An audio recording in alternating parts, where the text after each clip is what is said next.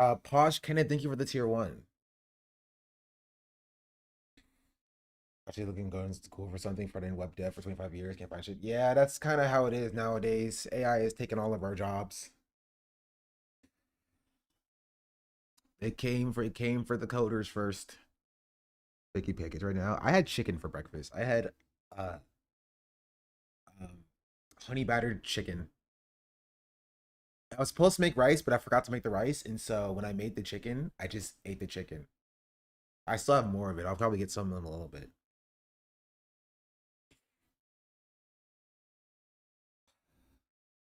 Um, oh, but what I wanted to share was I talked about it before.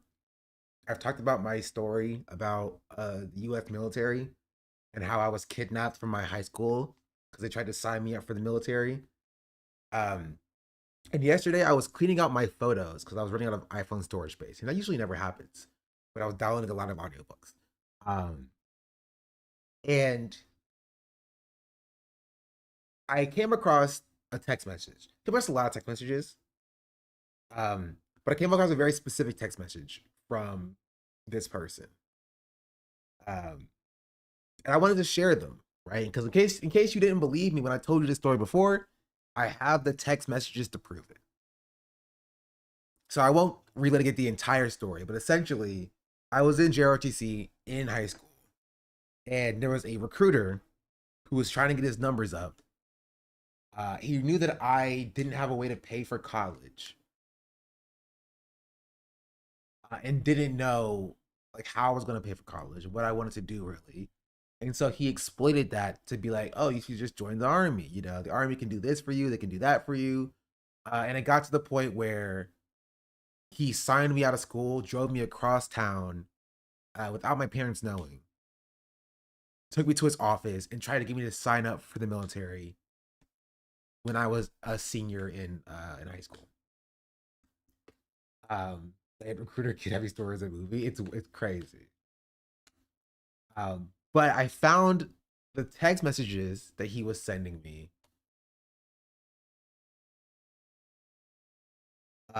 And it was stuff like this, right? And I want you'll notice when you see them that like I just wasn't responding. The guys go out of school. Yeah, it's because I was 18 years old technically, which is funny because I still at 18 I couldn't sign myself out of school, right? So if I wanted to leave school at 18, I couldn't sign myself out of school. But because he was an adult, he can sign me out of school without my parents knowing. But if I wanted to leave, I would have needed an adult to sign me out. It didn't make any sense. You know what I mean? I feel like if a random guy can just show up and sign me out of school, then like I should be able to sign myself out of school and leave whenever I want to. You know what I mean? Personally. Um, but here were the messages that he was sending me, or at least some of them. I can actually go and see if I can check and see if I still have the other messages that he sent me. Um,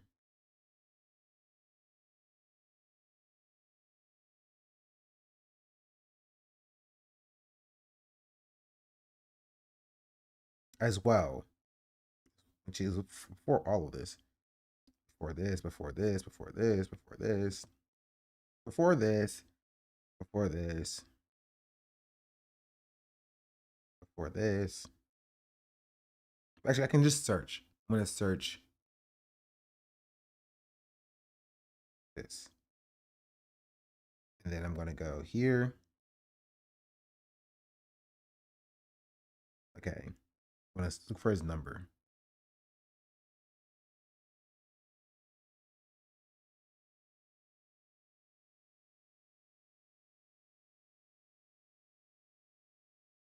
Let's see if I still have his number saved. Or at least still have the messages saved from his number.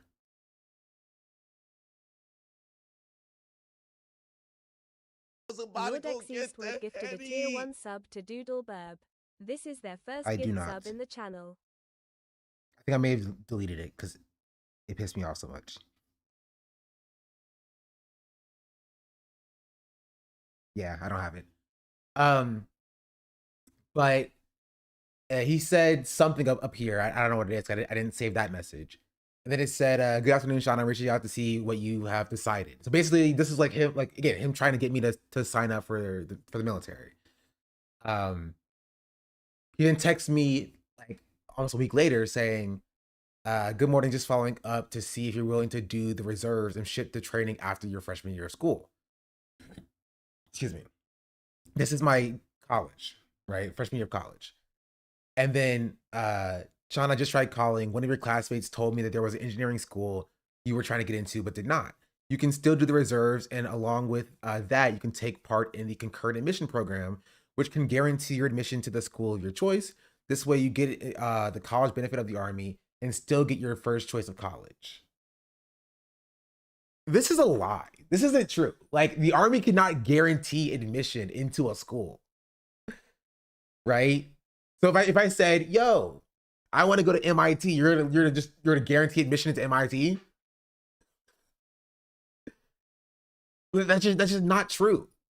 And so it's weird to like, one, talk to my classmates about me, two, get information about me not getting into a school, which is also not true. I didn't get into an engineer. I didn't not get into an engineering school, right? That's just not the case.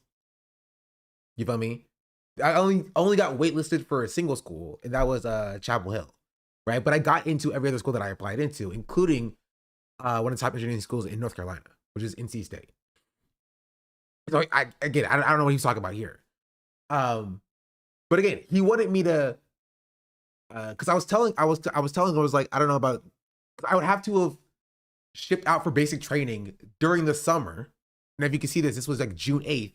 I would have had to like have gone to MEPS and like been signed up, put my hand on the Bible or whatever, and was like, I signed my life away to this country and I will die for this country or whatever. And then they would have to ship me to basic training for 2 weeks or not 2 weeks, however long, I don't know, I don't know, 3 months. I don't know how long basic training is, right? For the summer. And then I would come back,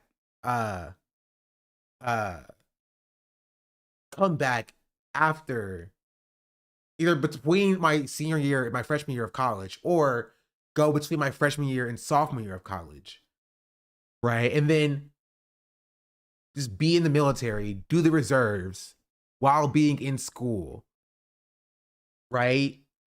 Which also doesn't make sense about how he can guarantee my admission into a school of choice if he wants me to ship out after my freshman year. None of this made any sense, right? But keep in mind, put yourself in the mind of an 18-year-old who, one, doesn't know how they're gonna pay for school, right? Two, may not have gotten into their first choice of school. And you have this adult person who works for the government, essentially, who's telling you, "Hey, we'll pull some strings, we'll get you in here, we'll get you a bonus, we'll get you this job you want, you won't see no combat, right? You'll be out in 4 years, easy peasy, lemon squeezy." Right? And they're telling this to people at like 16, 17, 18 years old. Right? Now imagine that kid's parents also went and served, and those parents are telling you, "Yeah, I did it. It worked out fine for me. I'm chilling." You know what I mean? They're part of like a military family or a dynasty, if you will. And that's the reality for a lot of people. And it's crazy. It's just something that I saw like firsthand. Obviously, I did not join the military. I took the debt. And I do have debt. I have a lot of debt, to be fair. I have quite a bit of debt, right? So like, does my frustration about like stuff like Graham Plattner make sense?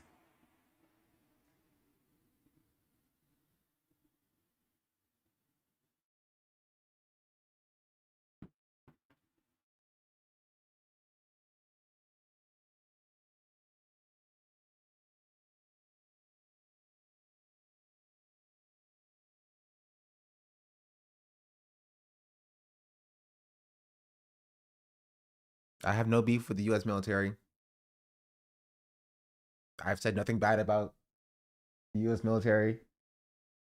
Whatever that was, I don't want any part in whatever that was. That can stay over there. I have no idea what that was. It sounded like a plane flew like right over my apartment. It was very loud.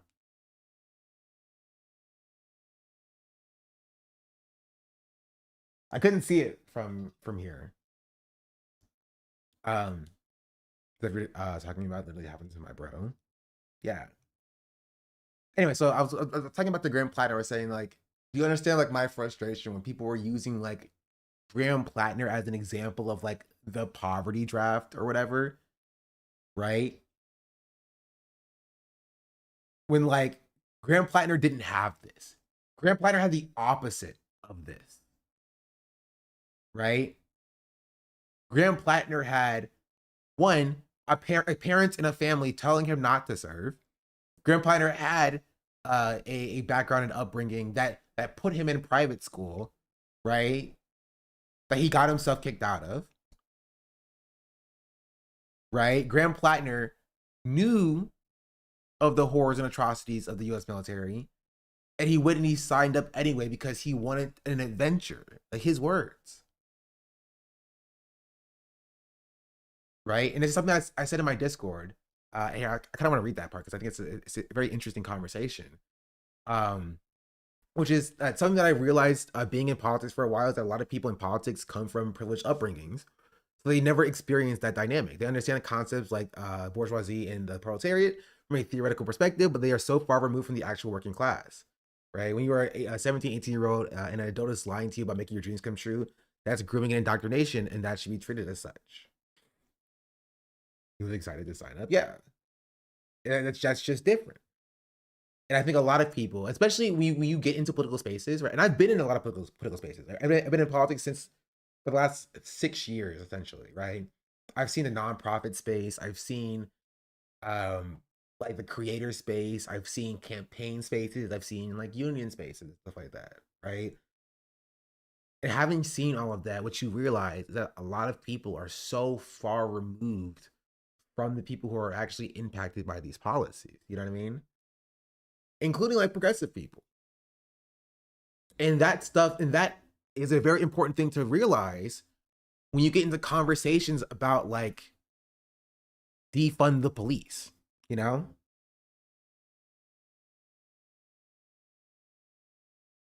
Like this, which is coming back now because Dropsite posted about it.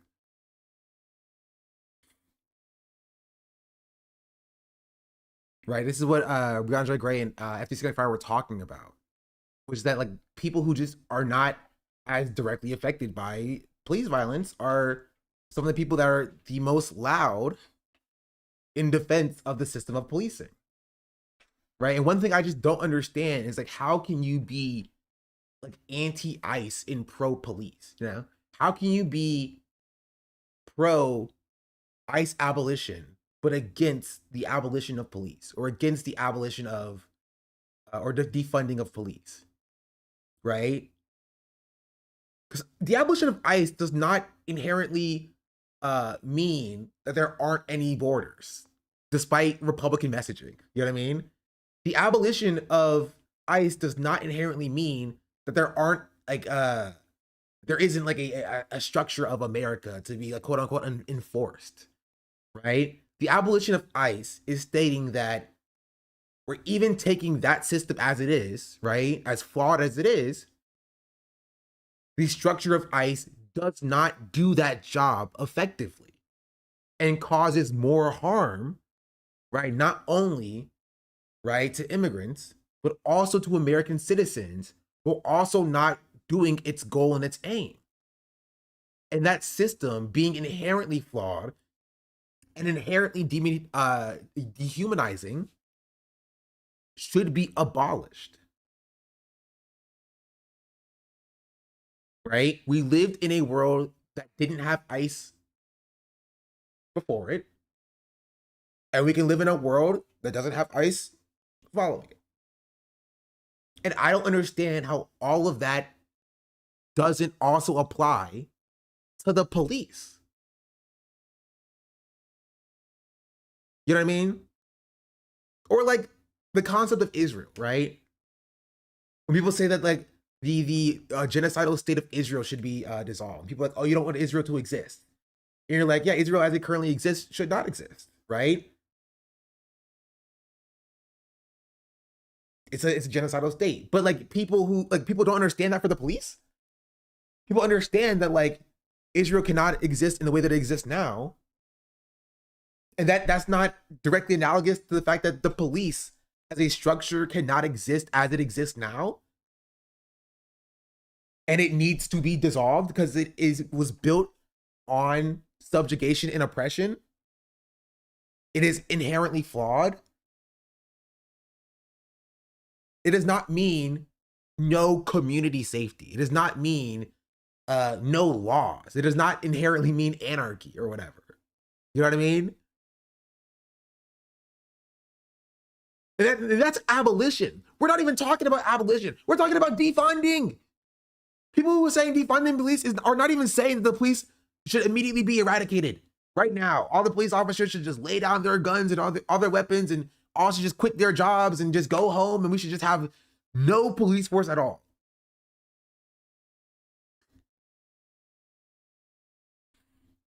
I also hate that defund the police was a popular term in 2020. Then, like you said, a wide movement, the wide left moved on. It became unpopular.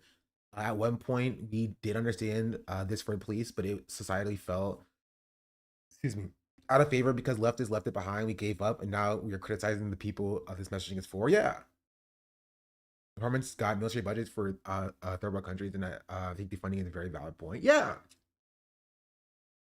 and most of that money is spent on settlements because they keep killing people unjustifiably. Like, here.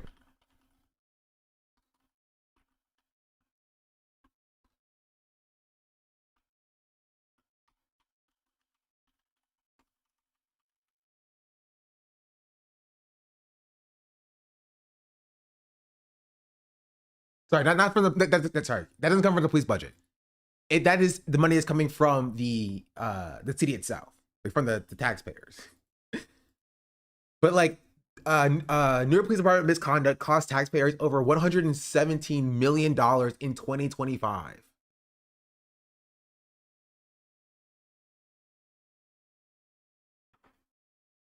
Right? At the very least, if you think that like this money should be spent on something else as opposed to paying for police mistakes, you are pro defunding the police.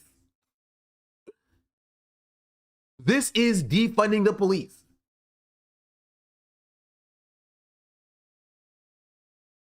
It's that simple. The police are a resource suck, and they don't protect and serve in the way that they claim that they do. And the money that we are spending cleaning up and fixing their mistakes is money that can be spent stopping, right, poverty that is the primary driver behind crime in the first place.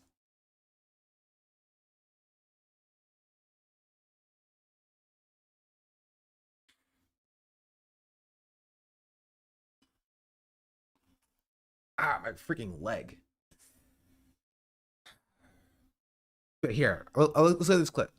Brianna Gray argues that the political debate over defund the police has been deliberately narrowed to whether the phrase is electorally damaging and what the wording means rather than whether its underlying policies should be defended.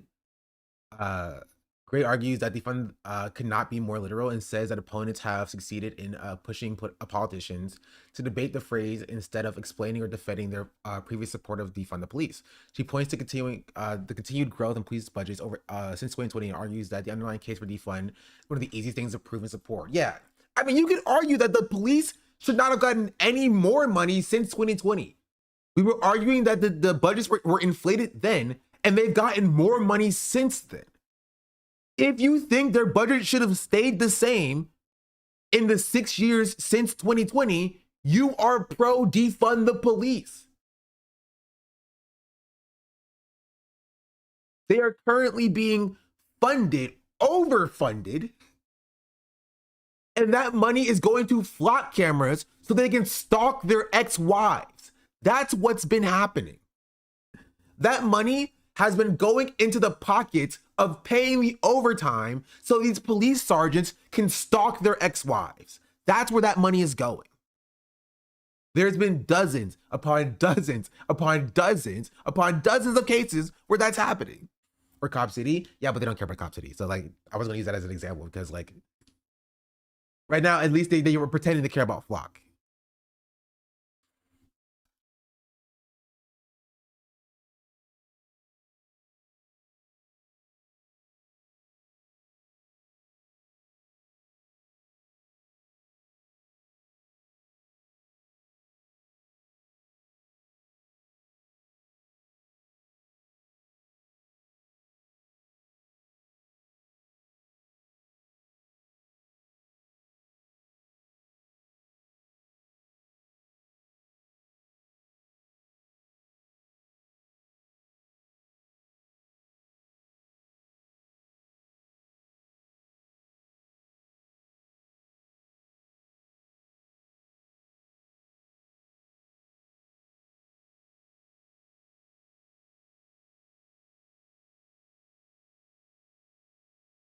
Oh, the video is muted? What?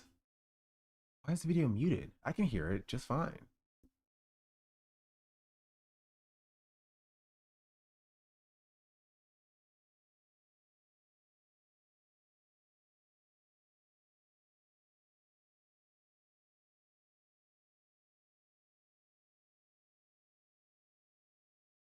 What?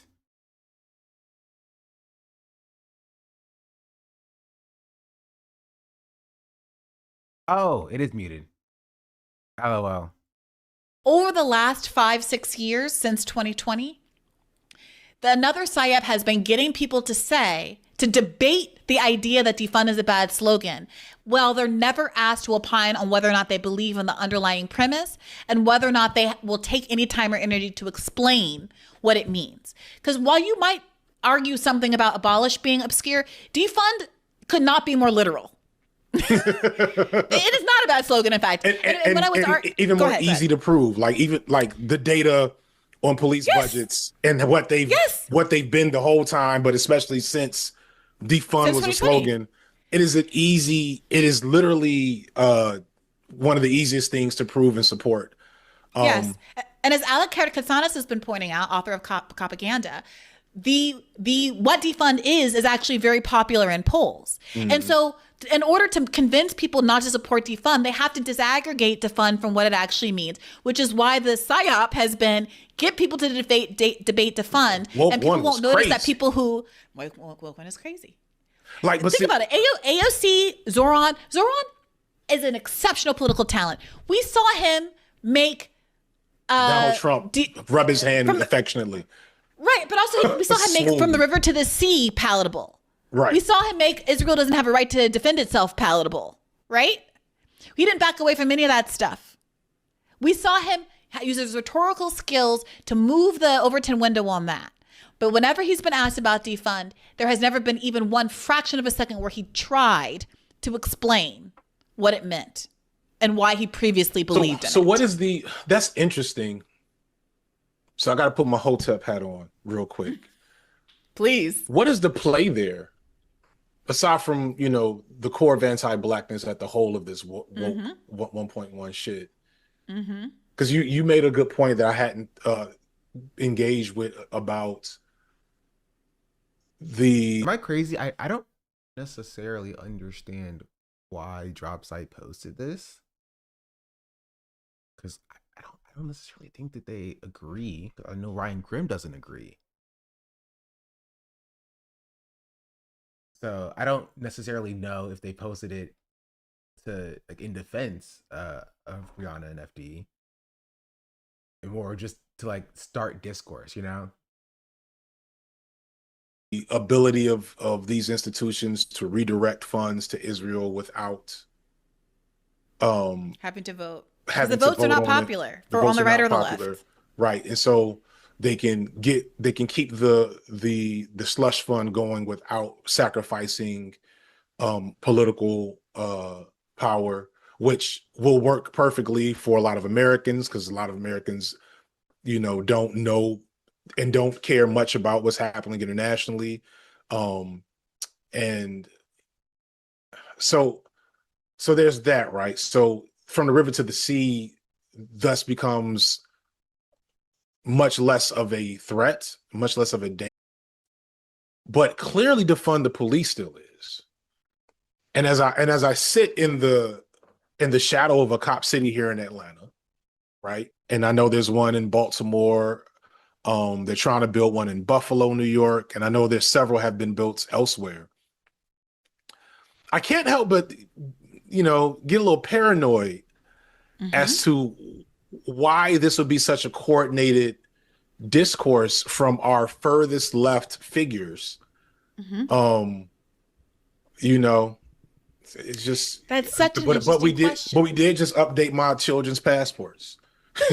Well, let's take just 1 or 2 minutes to explore that, because I do think it's a very important question. Now, let's put my tinfoil hat on, and I hope to have some guests on to explore this, but my off-the-cuff belief before vetting is that what we do know is that we have a surge of investment in AI data centers, in AI technology, an emerging of these tech companies like Planeteer, but the people that Westmore left Planeteer for, I can't remember the name. I love Planeteer. Percepto. Okay, and also Elon Musk being the #1 recipient of defense contracts. Our whole I had a great interview with Anita Saychan about the explicit plans of these tech billionaires to reshape our world, where they no longer need humans to do most jobs. They have AI sentience, basically causing mass unemployment. That's where some of these Andrew Yang style universal income plans come in, not because of the generosity of giving people universal.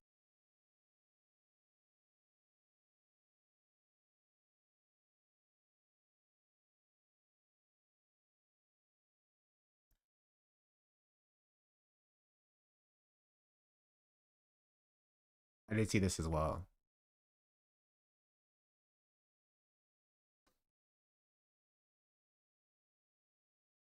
DSA is an org that consists of mostly white liberal hipsters who want healthcare. Watch out, piss to get when you bring up decolonization, land back, and reparations. It's a white boys club, and they have no goal on changing the status quo.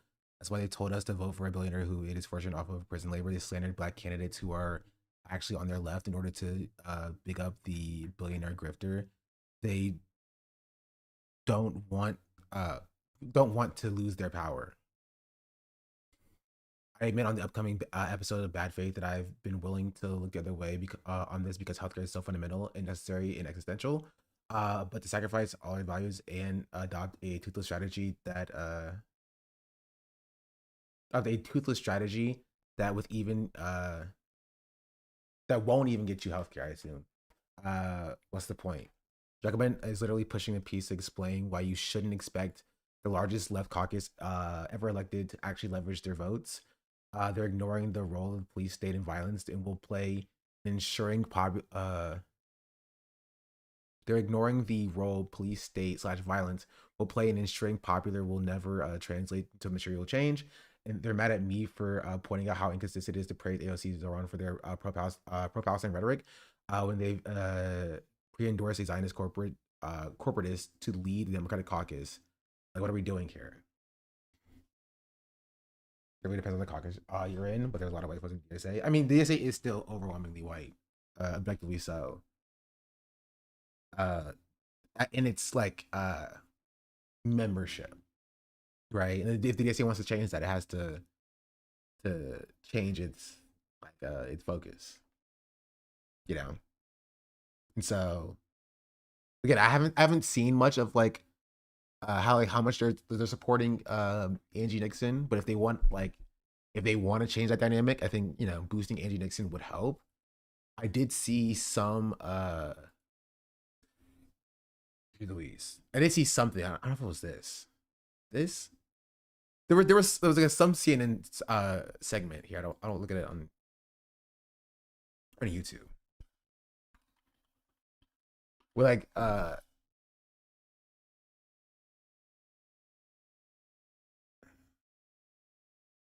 Was this?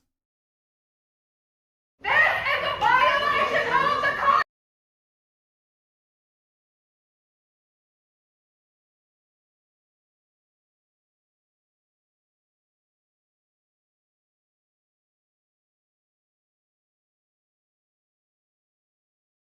If wanting your neighbor to afford their insulin is radical, then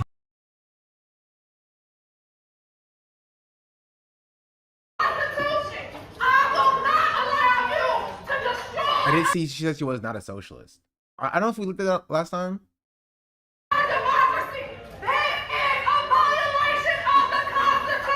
DSA-backed candidate Angie Nixon just won her Senate primary race in Florida, and she is not falling for any of the traps the 1.5 million. Sorry. establishment is trying to get her into. You're running statewide. Your Republican opponent, Ashley Moody, already is saying the positions of the DSA and particularly of you are crazy, calling you all comrades together, et cetera. So what about abolishing prisons, which is one of the platform positions of the national DSA? Do you support that?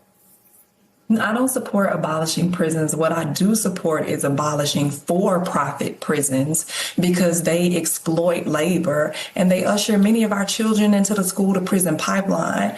Why are we incentivizing the enhancement of penalties and actually allow the enhancement of not actually allowing the education system to be successful? There has been an attack on public education here in our state and across our country, and that leads to children winding up in the school to prison pipeline. I don't support abolishing prisons, but I do support ending for-profit prisons. And just like that, Nixon completely dismantled one of the favorite gotcha questions right-wingers. What is Rebel HQ? We covered this. Oh, it's TYT. Did they change their name? Stop. Did they change their name from the Young Turks? Or just did they make another channel? Does the Young Turks? Okay, now I'm curious. The Young Turks still exists. This is Emma's, the old Turks. I've never seen this. I was like, I feel like I would have heard of this channel if it was 1.52 million subscribers. We did cover this already. This is what I wanted to see, the Hassan Piker segment. call me around. If believing a mother shouldn't have to work 3 jobs just to keep a roof over their heads is extreme, then call me extreme.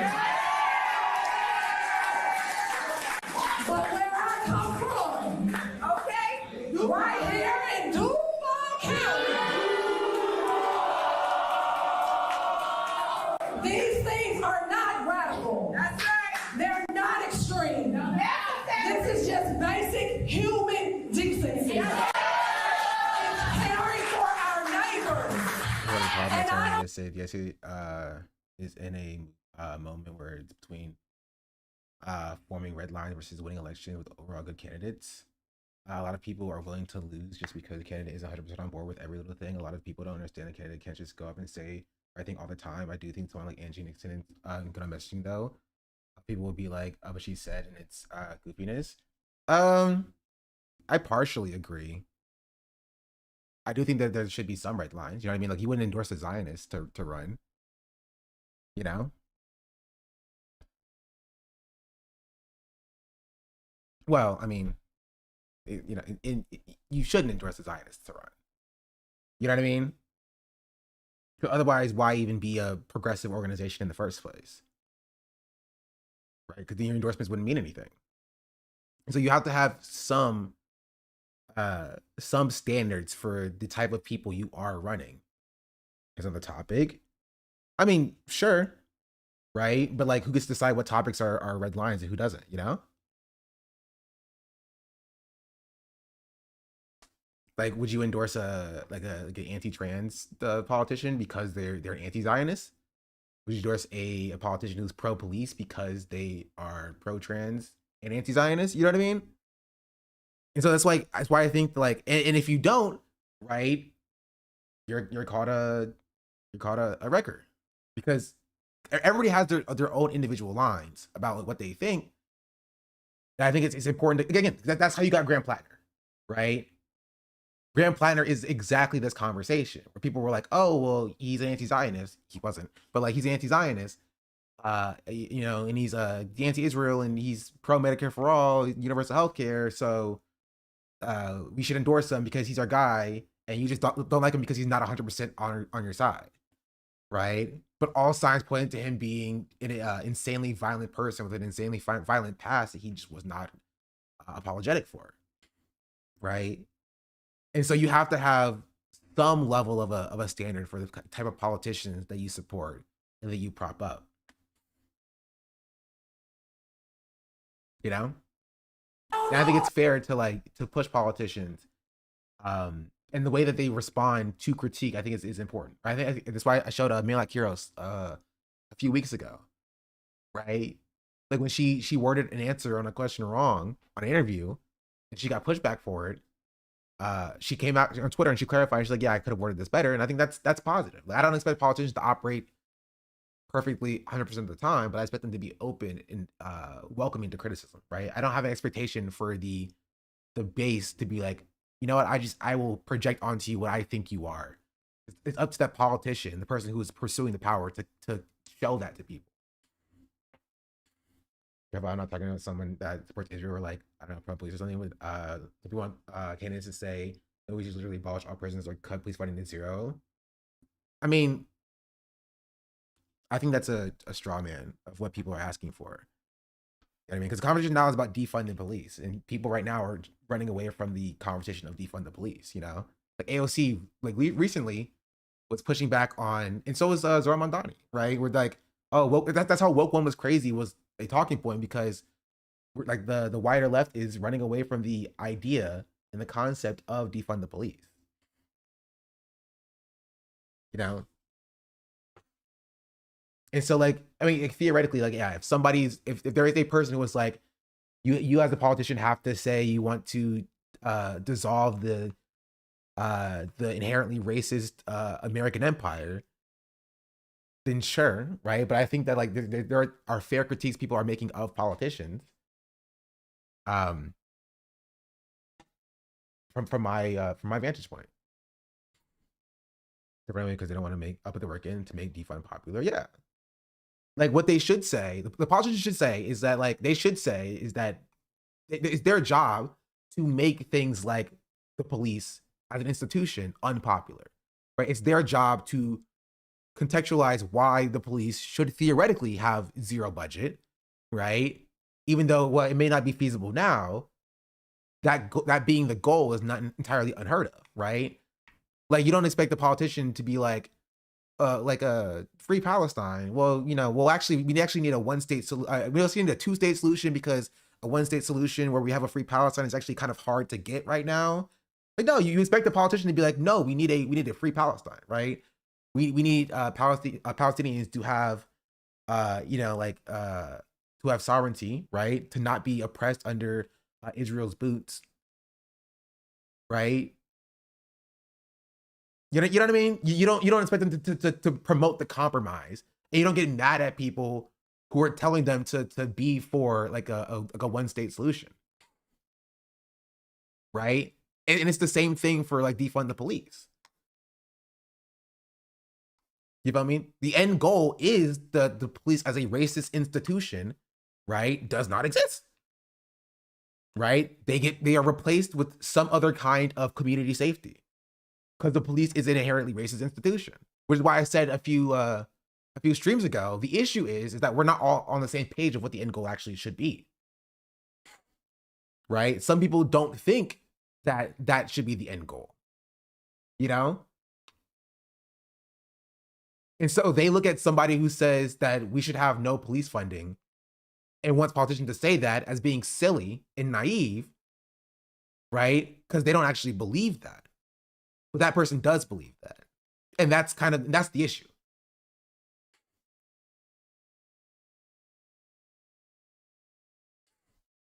Clement, we are on the same page, but how can a politician have coherent message without sounding bad? Exactly what I said, right?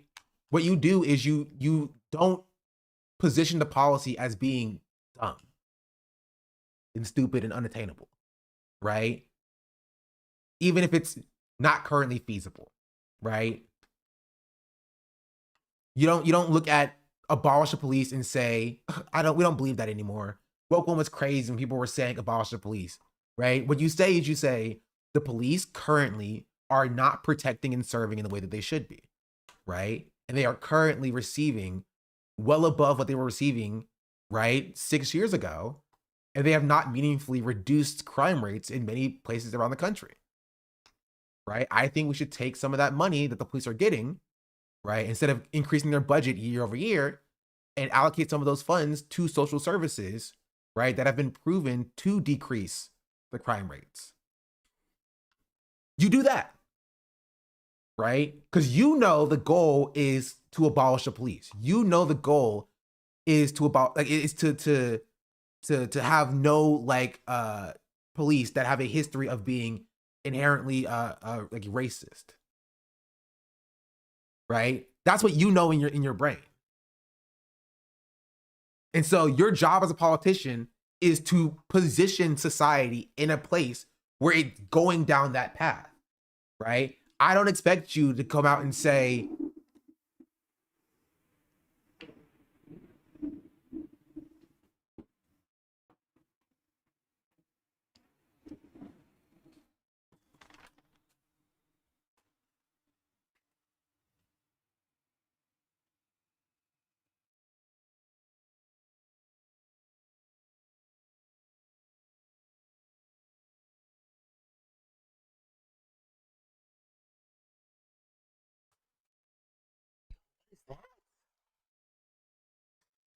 the second time that has happened.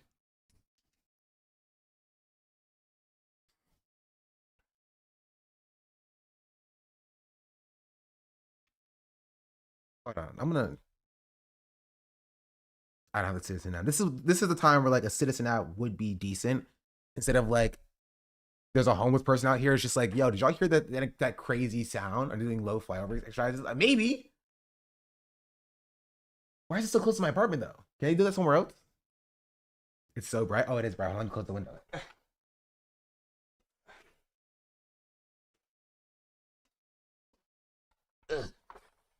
Rockstar is sending a message.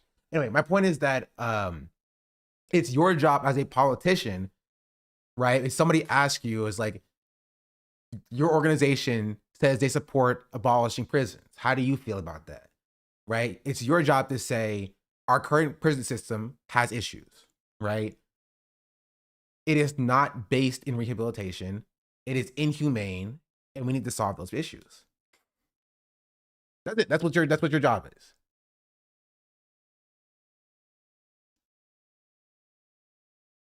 Right? Your job is to open the pathway for people to start thinking about maybe it does have issues, right? Maybe the prison system does have issues. Maybe there's problems there.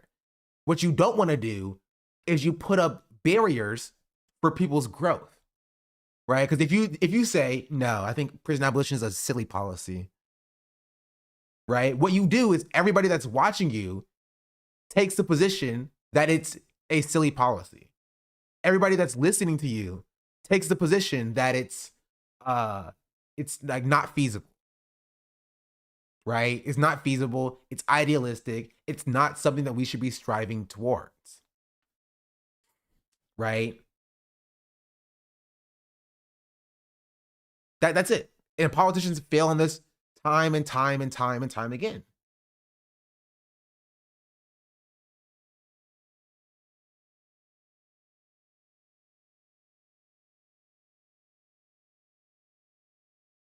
Not you, but I was taught to love my neighbors. That's what guides me. Some folks like Ashley Moody like to claim the mental legit disagree, and then I think it's fair to criticize them on that. If they legitimately are against the abolition of like the police, then they completely deserve the critique they get from people who believe in the abolition of police, right? They can't get mad at people who believe in police abolition for getting mad at them for them not believing in police abolition. You know what I mean? Like, that's completely fair, right?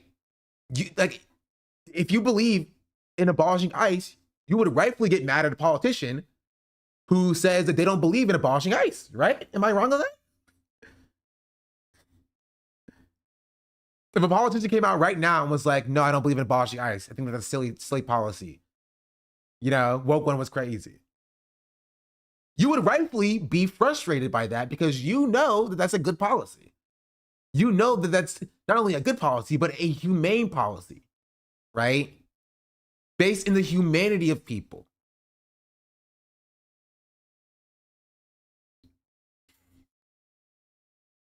Right? And I think people don't understand that when it comes to police abolitionists, like on the left. In my opinion, you genuinely cannot be for the abolition of ICE, but not for the abolition of the police.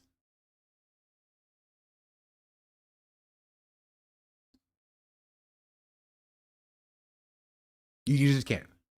Because I think a lot of leftists take like the right-wing framing on that in the same way that like, it's like, you know how like right-wingers, when they say, oh, this person wants to abolish ICE, they want like open borders, right? They go to the most like extreme version of a policy that's not inherent to that type of policy. The abolition of ICE does not inherently imply that like the borders are fully open and therefore people are, you know, like fully allowed to just come into America. Does that make sense? That's how they take police abolition. It's not true, right? The abolition of ICE does not inherently mean like open borders. It does not inherently mean no immigration system. It does not inherently mean no enforcement of borders. Inherently, right? We could have a position on like, you know, maybe we should be getting towards that, but that's not what it means. But a lot of people who are anti-prison abolition or anti-police abolition are like, oh, you hate police abolition? Why do you want criminals and rapists and murderers to run free?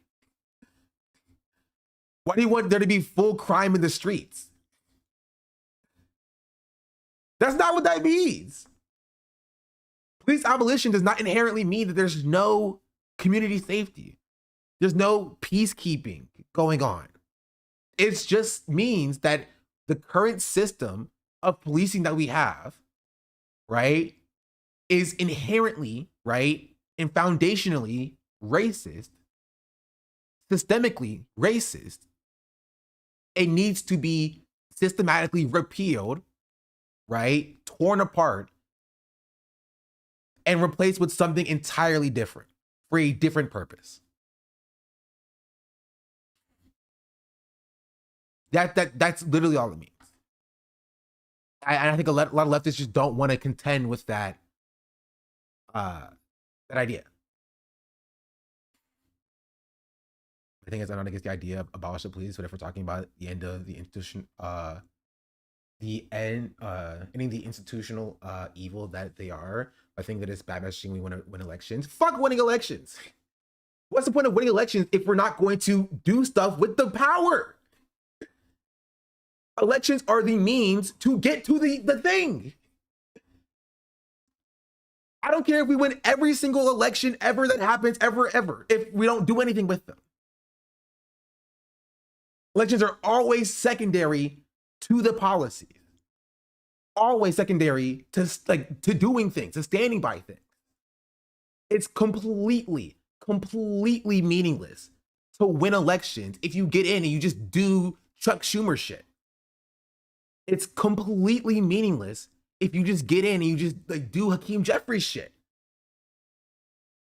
It is. It's meaningless. Right? Do we want to do things that impact the lives of people or not? Because if so, then let's do that. And if it's not popular, it's our job to make it popular so that we get power, so that we use that power to do stuff with it. That's it. And if it is popular, then it should be easier to get power and then to do that popular stuff.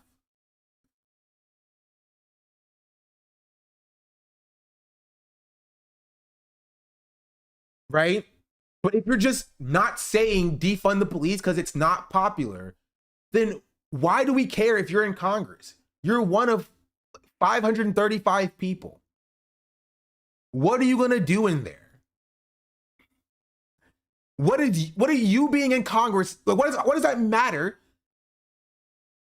if you're willing to just not do anything with that power?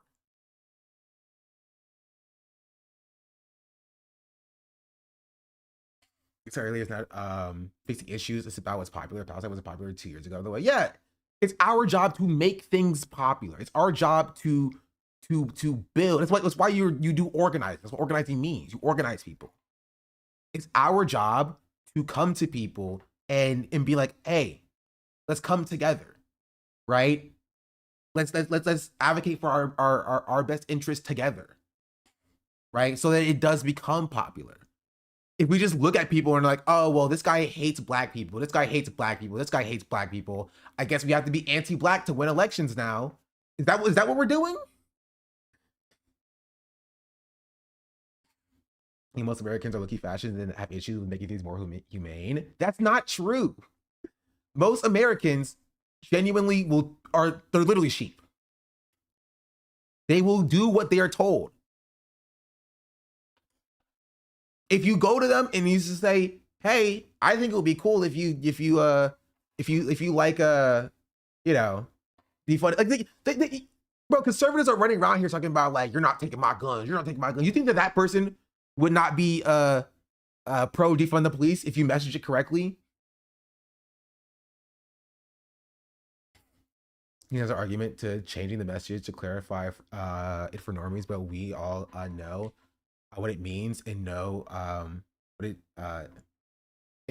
it means is popular. Yeah, but like the message is as clear as humanly possible. You know what I mean? Right? Like, okay, this is what I'll say.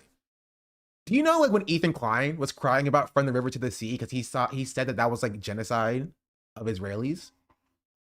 Are you for changing that message? Are you for dropping From the River to the Sea because of how Israelis feel about it? You know what I mean?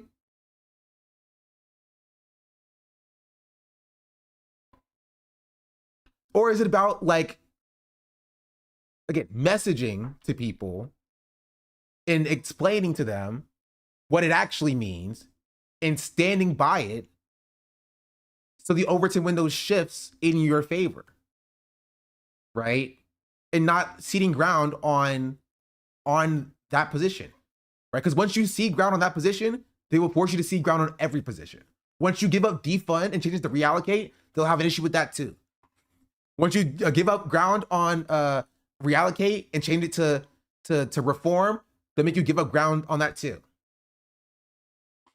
No, River to the Sea is a popular message though. No, it wasn't, chatter. It was not popular, literally at all. 2 years ago, 3 years ago. People got fired from their jobs for saying this. People got expelled. It's popular now. Yes, that's what I'm saying. It was made popular because people stood by it. That's my position. That's literally my position, is that people stood by it, did not give up ground on it, and made it popular. That's my position. And I'm saying that we should not do that for like defund the police. We should not give up ground on defund the police because defund the police feels unpopular. We should stand our ground, right? Explain what it means so that people are more open to it. This happened with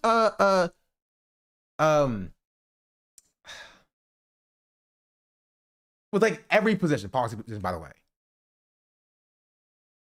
Every policy position.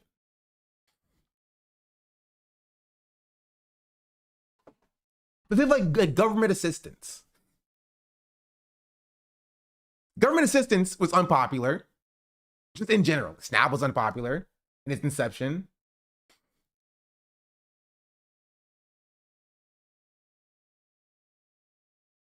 Abolish ICE as well. I mean, Abolish ICE is a more like recent example, but yeah. Abolish ICE was also unpopular. Everything is unpopular. Everything that seeks to upend the status quo and change what's currently happening is unpopular. Everything.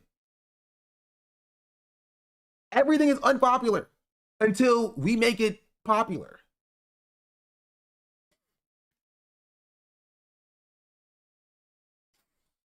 Everything.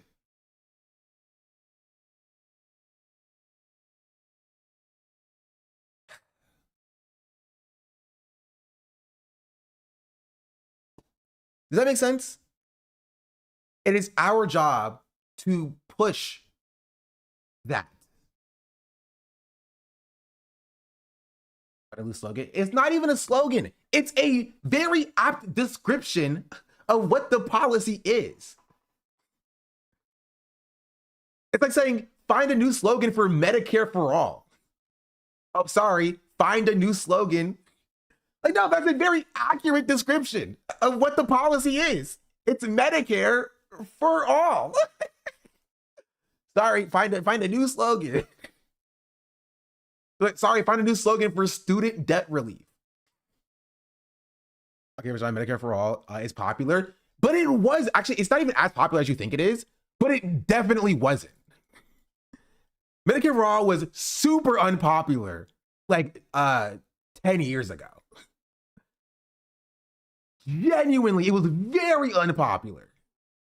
Because I guess I apologize. I understand, but like, it is more popular now, right? For sure. But it was hugely unpopular, right? It was like 10 years ago. It was like, how are we going to pay for that? How are we going to pay for that? All these commies want free handouts, right? But you stuck to it. You kept pushing, and now it became more popular.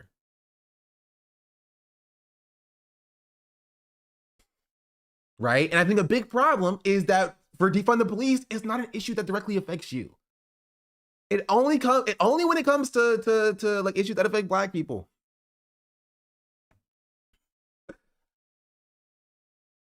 It is comprising on Black people's issues. It's weird, isn't it? It's interesting. It's an interesting thing. Quite an interesting thing. That it's specifically on defund that's people have issues with it. Defund the police, abolish prisons. You know, I think issues that disproportionately hurt Black people. Reparations. I think that is interesting. Certain policy descriptions just get left by the wayside.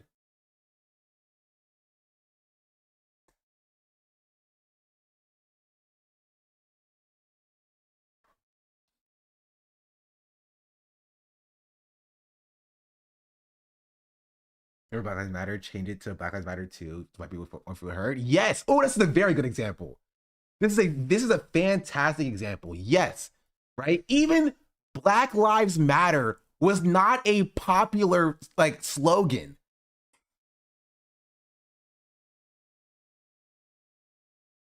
Right? You had liberals, some leftists as well, rocking all lives matter, saying maybe you should say all lives matter. Maybe you should say like Black Lives Matter as well. Black Lives Matter too.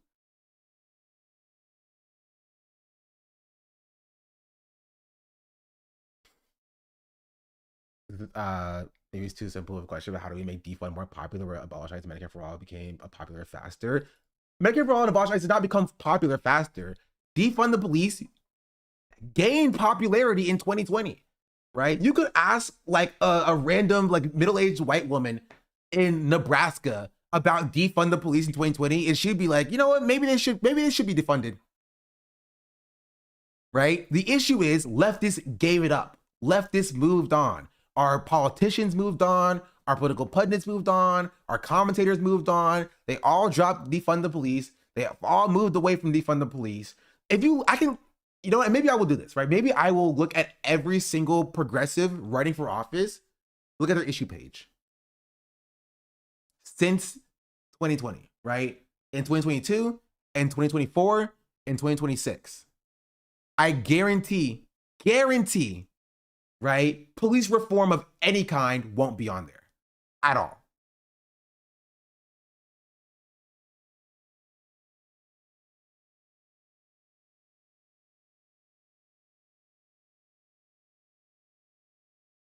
Right? I can go back to, I can go to the page again. I can probably open up a Bernie's issues page on the Wayback Machine in 2020. And it'll probably say like some kind of police reform. Go in I don't freaking know. Or like, I don't know, AOC ran for re-election.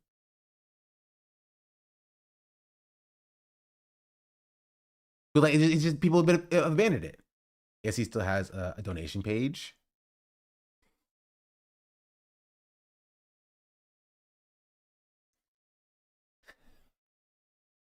But people have abandoned it, right?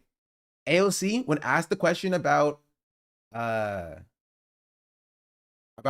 the police and older like progressive opinions, her answer was woke one was crazy. As you mentioned, police abolition in 2018. We looked at that specifically. Maybe someone could like cut together like a video of AOC's response to the Francesca Hong thing, and then what her video was before. Here.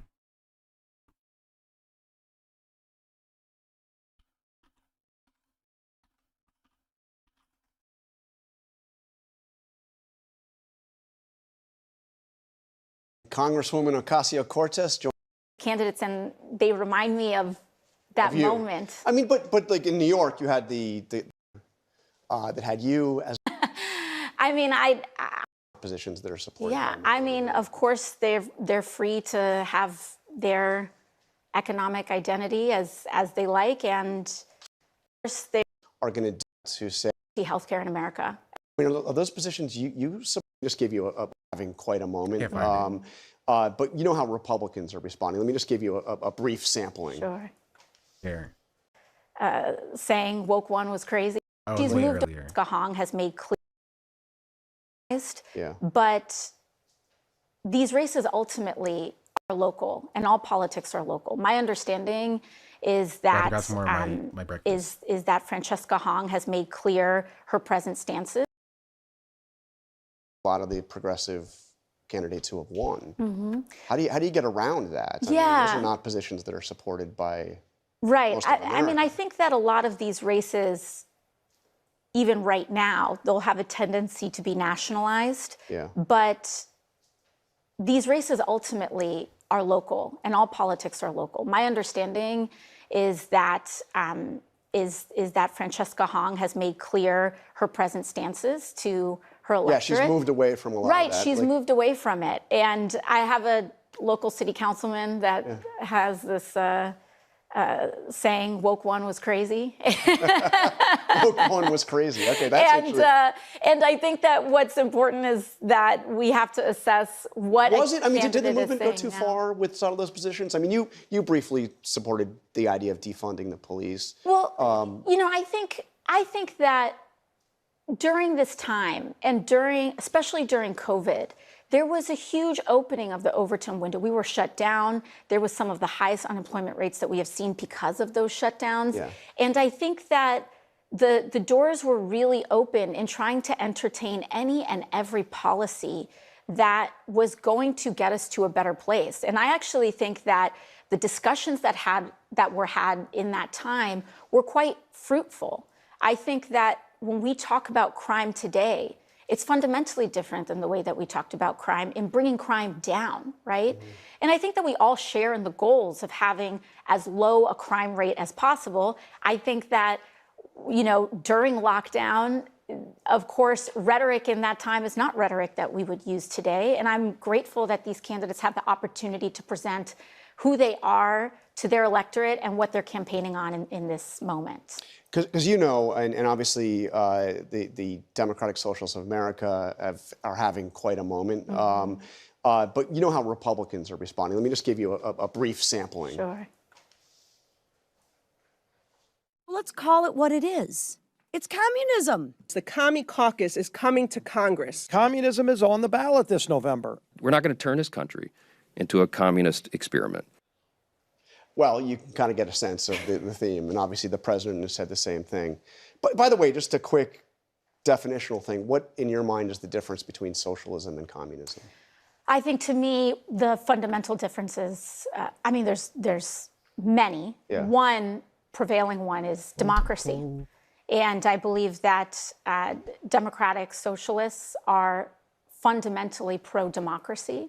And we believe in the ballot box. We believe in respecting the outcomes of elections and governing democratically and ensuring that the ideas and policies that are implemented are won through popular vote and popular opinion. And so I think that's why so much of what we focus on is also making sure that we are providing for the majority of Americans, guaranteeing health care, raising wages, strengthening the right to a union.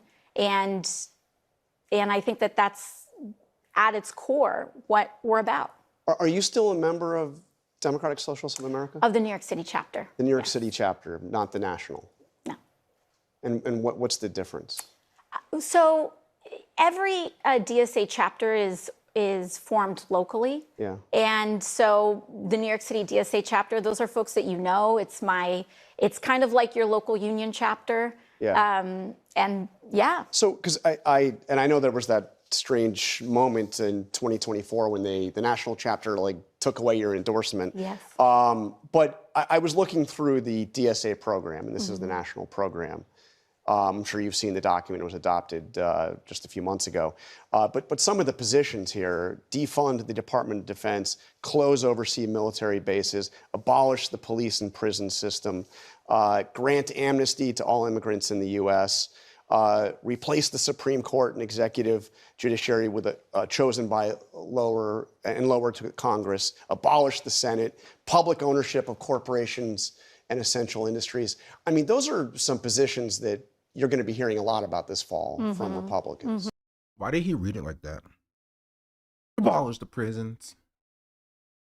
And I think we're also going to be hearing a lot about Donald Trump's commitment to getting us into a reckless war in Iran, his collaboration with big companies to make sure that everything from groceries to rent stay sky high. And I think that people are less interested in these academic debates, and they're more interested in how we're going to bring their bills down and make sure that they can afford to see a doctor. But do you see, I mean, are those positions you support? No, but I think that this is a free country. Everyone can have all sorts of beliefs and they can organize around them, and you're free to do what you like. And see, this is exactly what you have don't say. Like exactly what you don't say. How long is a poli-sci degree? 3 years? It's 1 year. I finish in a year. Conversations with your neighbors, but my job as an elected official I go to law school is to guarantee healthcare in America. And that's what I'm focused on, and that's what I seek to do. And what do you say to the moderate Democrat? So this person was just correct. The DSA is an org that consists of a mostly white liberal hipsters who want healthcare. And to be fair, that's exactly what AOC just said. She just she literally just said, yeah, I'm only really concerned about healthcare. Yeah, I'm really kind of only concerned about healthcare, and that's kind of it. So, that's actually what she just said. Right? When asked about the DSA position,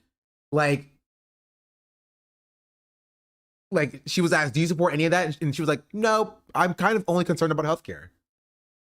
Positions you support?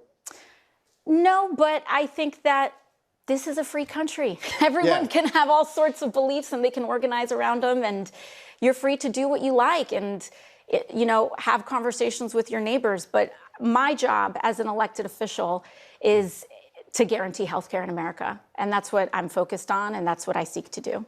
And what do you say to the moderate Democrats who say, first of all, that they are capitalists and that those positions are going to doom the Democratic Party? Because again, they're not positions that are supported. Yeah, I mean, of course, they're free to have their economic identity as they like, and you know, in terms of dooming the party, the idea that there's a diversity of thought in America among everyday voting people is a fundamental fact of our country. I don't think that we should be worried about what somebody somewhere believes. I think we should be focused on what our plan to improve people's lives are. Another person who's been made an issue is Hassan Piker, who obviously endorsed Abdul al-Sayed in Michigan. You've been on his live stream, you know, at least a few times. He's somebody who said, you know, that America deserved 9/11. Now he backed off from that. Yes, yes, he's apologized. But he said a lot of controversial things. Is he somebody that should have a role in the progressive movement going forward? You know, I think when we look at our elections that have happened, we have lost young people. Much hay was made about the fact that we lost young men in the last election. And many of the same consultants that are wringing their hands today were the same ones talking about how we need to go on Joe Rogan and we need to be not so, you know, willing to. I do kind of love that, like, people tried to pretend that, like, Hassan wasn't being used as a litmus test as like a Joe Rogan on the left. And it's kind of silly. And I do get that, like, you know, AOC is like defending Hassan here, and it's a stupid question from the post. It's dumb. Hassan is like not relevant to the grand scheme of like what Americans want or care about. But like, progressives also did Joe Rogan on the left stuff as well, and people tried to tell me that he wasn't. Right? Like, again, let's see if I can find it, but I said consistently that, like, the entirety of our political landscape was centered around how do we attract young white men, and people were like, no, it's not. That's not true. I'm like, yes, it was. Yes, it is.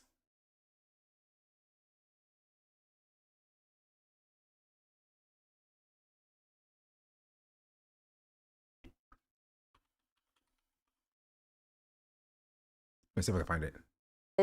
Engage in camp. I know I have a lot of perspective. I'm glad I can get additional perspective from you and Chad. I mean, yeah, of course. We're also not attacking you specifically. We're also like AOC specifically, though.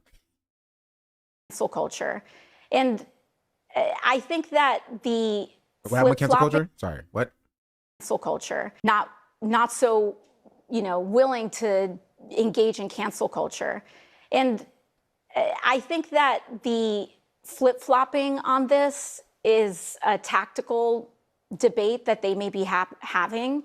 I think the fact of the matter is that Democrats can go on Joe Rogan, Democrats can go on Fox News, Democrats have a responsibility to build a winning coalition, and young people are engaging in mediums and conversations that we have a responsibility to attend to and be responsive to. And even right now, when we look at this insurgent wave of what is happening, oftentimes when people are doing that Monday morning quarterbacking and what demographics voted where, the big one that's being ignored is the generational tidal wave. Tsunami. I mean, you see it in the polling. It is significant. Millennials are not, you know, punk kids anymore. Yeah. We're grown adults with mortgages and kids, and that generation is starting to be decisive at the polls, and there is anger at being ignored, sidelined, having our economic futures mortgaged by the generations that came before us on everything from the economy to climate, and we're taking the reins. So we're almost out of time to get to your future. I'm sure you saw the poll here in New Hampshire that had you. Pause.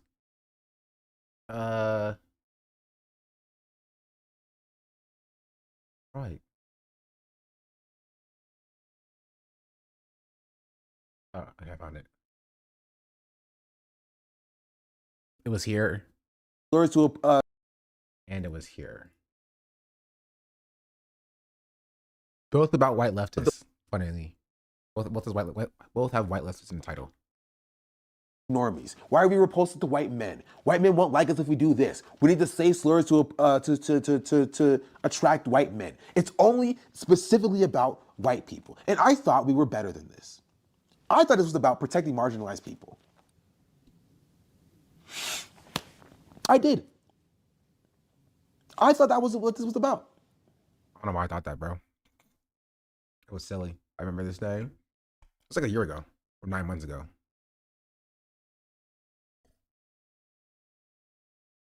Was it in October? It also was here. The political landscape yesterday, people were... Do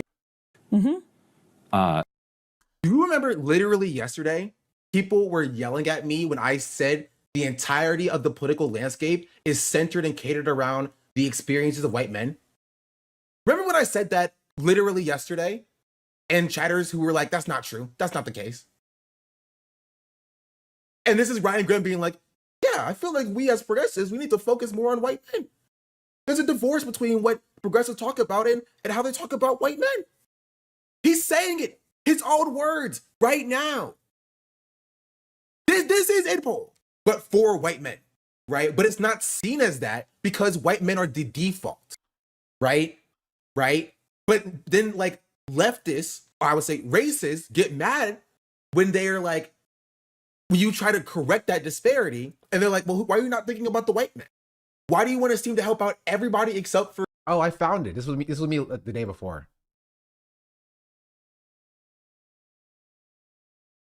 Was it 48 minutes and 23 seconds?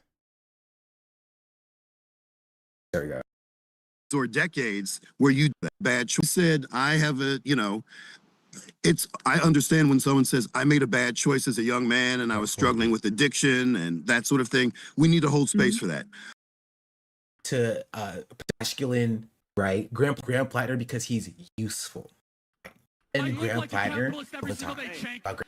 I also want to remind you, right, about what I said all the time about Graham Plattner. They don't defend Graham Plattner because they specifically like what he's done. Some people might, right? But white leftists defend Graham Plattner because he's useful. Right? Graham Plattner is useful to them as a white, masculine figure that they can use to potentially attract young white men. Right? And so the reason why you see the response that we're going to look at in the comments in a second, right, from the white left is because they find Graham Plattner more useful than they find Chris Rapp. That's why you see people siding with Graham Plattner over Chris Rapp, because they find Graham Plattner more useful. They don't find a use, right, in black leftists. They don't think black leftists are useful. Since Rapp mentioned.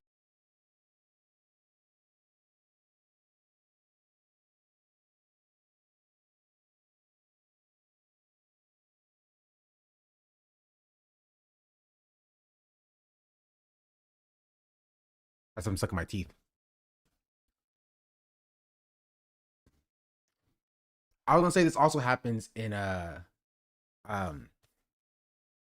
the Twitch space. I talked about it on my second stream yesterday. Or maybe it was my third stream yesterday. I don't remember. No, it was my third stream. I talked about it in my third stream yesterday. But I get this as well.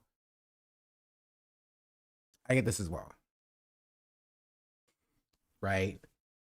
I showed this email and I'll show it again. Right? Where, again, a high chance this was a hater email.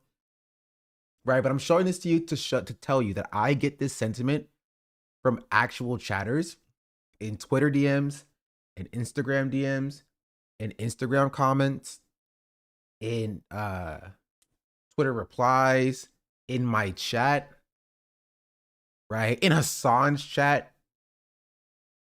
I get takes like this all the time.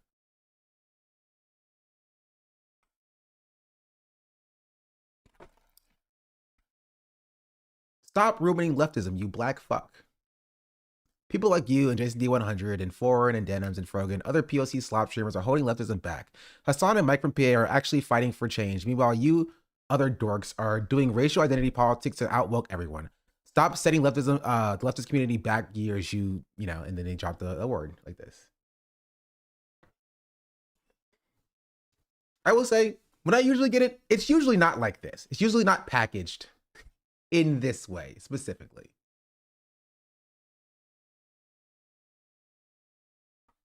Right?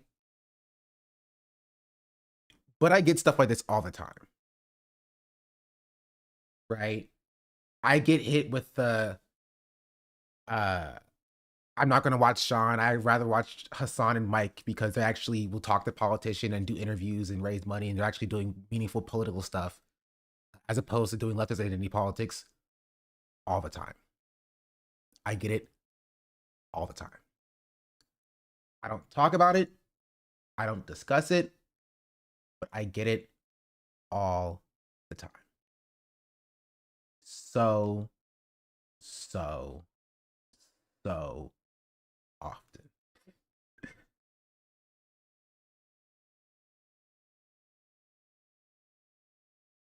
So often.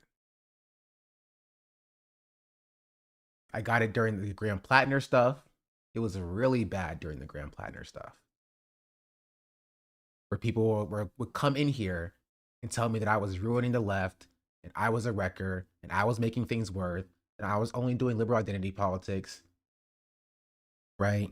And so, you know, I'll give credit where credit's due. Like Hassan recognizing like me and like Chris Rab and like FD Signifier for like being correct is nice and it's positive, but like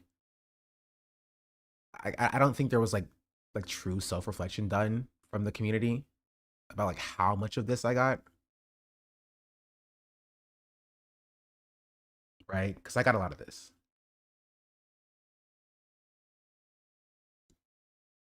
Right?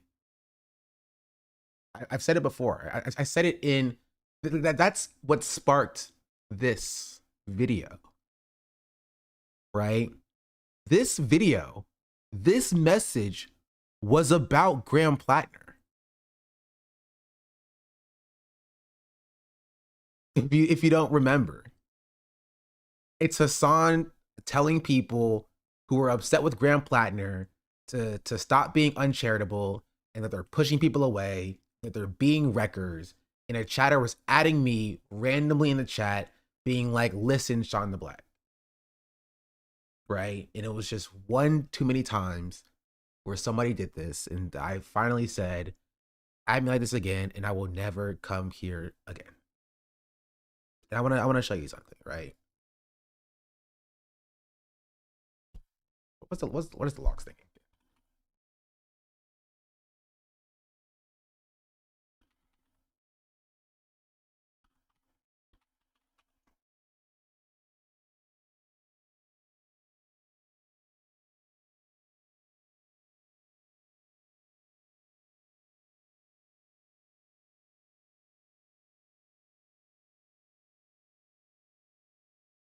I used to be in chat. Let's go back to like 2020, like 5 here.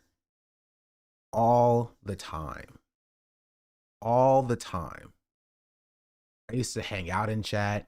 I used to chill in chat. I used to like spam in chat.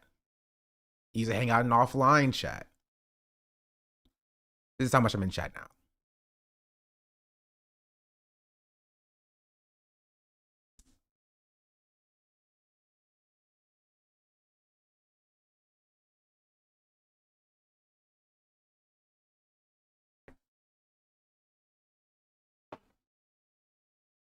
Because I see it.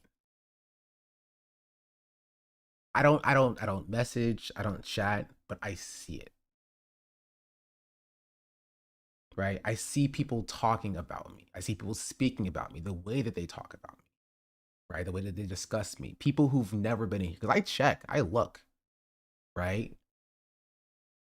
Whenever I see people discuss me or my political ideology or my content, I look. I check and see if they've ever been in here. It's not like they have. They haven't. it's not like they watch me. It's not like they follow me on Twitter. It's not like they engage with my content. It's not like they you know, but people have this sort of preconceived notion about like who I am, right? That like I cannot change, you know? In a supposedly like leftist space. For the crime of like talking about Black issues. And it's frustrating, right? It's a frustrating thing to have to engage with about my you know, with in a space that's supposed to be about like, you know, us, supposedly, right? And this is what like Chris Rabb was speaking about in this video, right? About like Graham Plattner, right? Here. Because they find people citing more useful than they the white left. The comments in a second, right? From the white in and so the reason why you see the response that we're gonna look at in the comments in a second, right? From the white left is because they find Graham Plattner more useful than they find Chris Rabb. That's why you see people siding with Graham Plattner over Chris Rabb, because they find Graham Plattner more useful. They don't find a use, right, in Black leftists. They don't think Black leftists are useful, right? And we looked at the comments, and the comments were like, "Wow, this guy seems like a shill. This guy seems like he seems like he loves the establishment. He doesn't understand what we actually need. Wow, he's already punching left. I don't even know who this guy is." In the title of the video, they call him DSA Dem. They don't even put his name. He just won a Democratic primary. You know what I mean? And it's like, it's that concept. You know what I mean? It's like that frustration where it shows what people find useful. They find use in Graham Plattner because Graham Plattner, in their own words, can speak to like white leftists, right? That's what like AOC was talking about, like here ish. You know what I mean? This is what the person who like scouted Graham Plattner was talking about with Graham Plattner, is that Graham Plattner was useful in scouting and bringing in like, that's a white leftist, white men, young white men, not white leftists, young white men.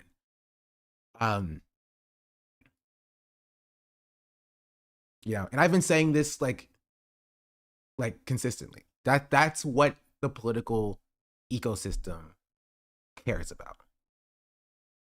That's what the political ecosystem prioritizes. It's how do we get young white men? Yeah, if a few Black people can come around and align with the DSA in the interim, then like, you know, that's positive. That's nice. If a few Black you know, DSA members can win elections, you know, it shows how diverse the DSA is. Right, but it always goes back to that main thing, which is prioritizing white self-interest. That's why the DSA, that's why the wider leftist movement, like Left Behind, defund the police. They're not even trying to defund the police. They're not even trying to contextualize defund the police.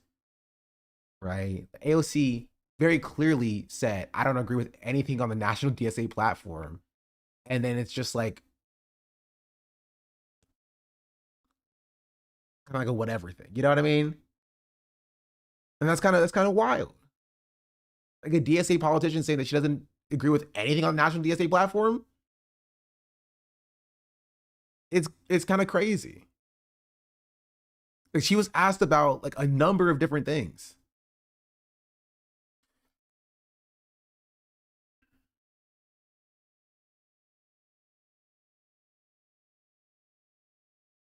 I don't know where it is, but like, I don't know. But yeah, you know what I mean? Here. Responsibility to attend to and be responsive to. And even right now, when we look at this insurgent wave of what is happening, and hay was made. It should have a role in the progressive movement going forward. You know, I think when we look at our elections that have happened, we have lost young people. Much hay was made about the fact that we lost young men in the last election. And many of the same consultants that are wringing their hands today were the same ones talking about how we need to go on Joe Rogan and we need to be not so, you know, willing to engage in cancel culture. And I think that the flip-flopping on this is a tactical debate that they may be having.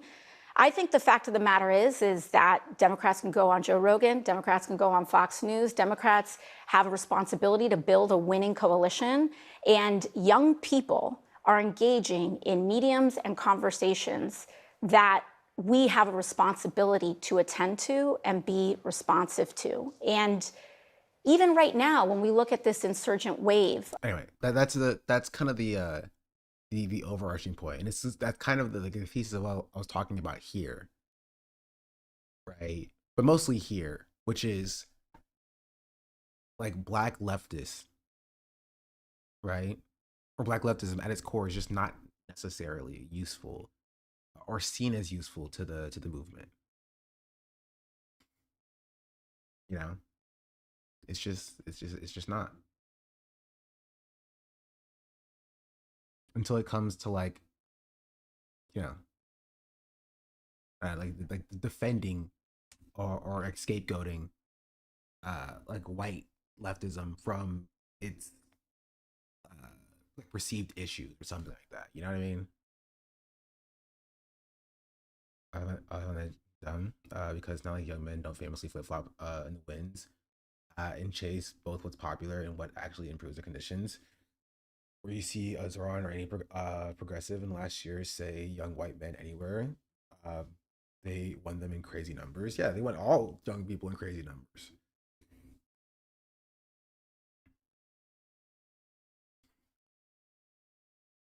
So it's just like,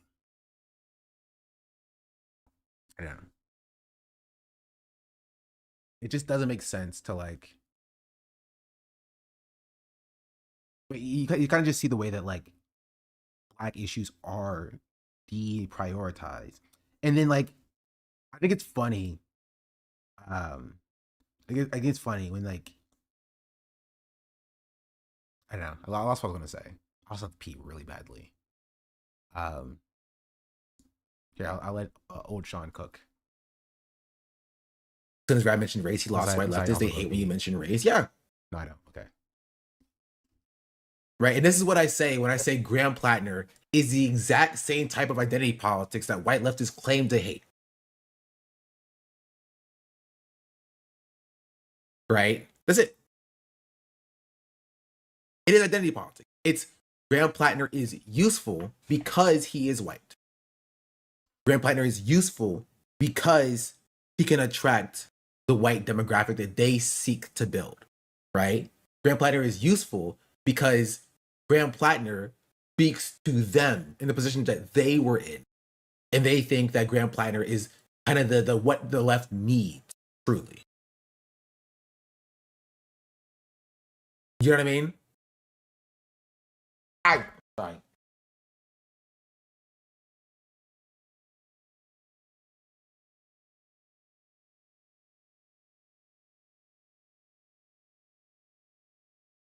Hispanic here, I find Chris Trapp more useful than Plattner because he's a avowed sock with a history of left organizing. Have you considered, Chatter, that your opinion doesn't matter because you are a Hispanic leftist and you are not the demographic that they care about? They don't care about marginalized leftists. They don't care about attracting marginalized people. They care about attracting white people. This is what white supremacy dictates. Right? It's making whiteness a central part of the conversation.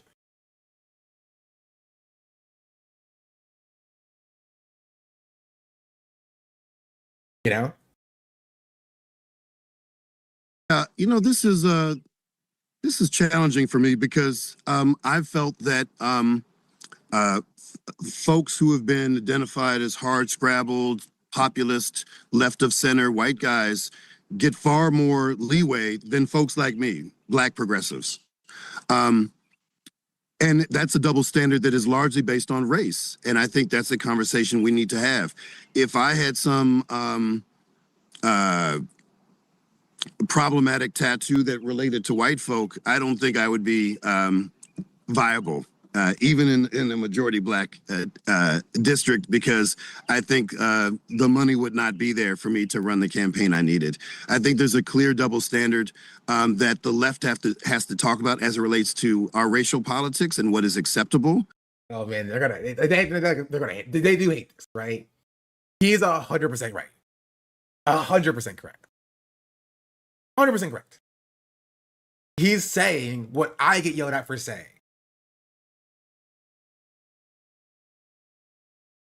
He's 100% right.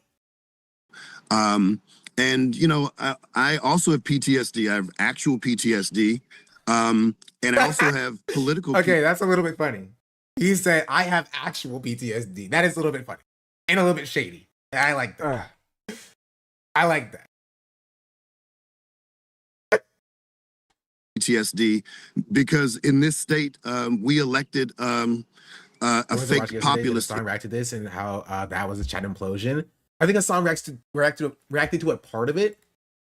Was I laughing at a man with PTSD? Did I laugh at a man? I laughed at Grand Platter.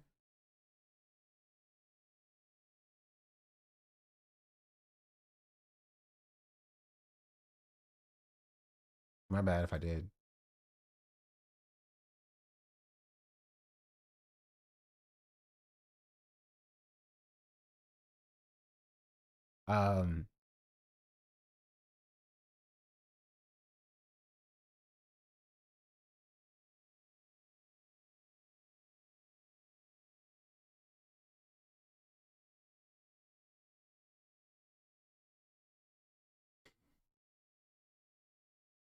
I didn't see the chat's reaction. My goat, Chris Rabb. I stand with. Here, we're gonna get to it. We're gonna get to it. In Fetterman, and Anyway, I did cover this. I honestly, I'm glad I keep streaming on YouTube because it's way easier for me to find my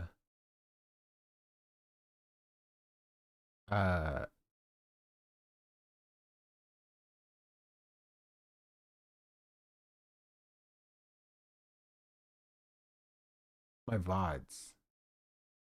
Just it's for YouTube.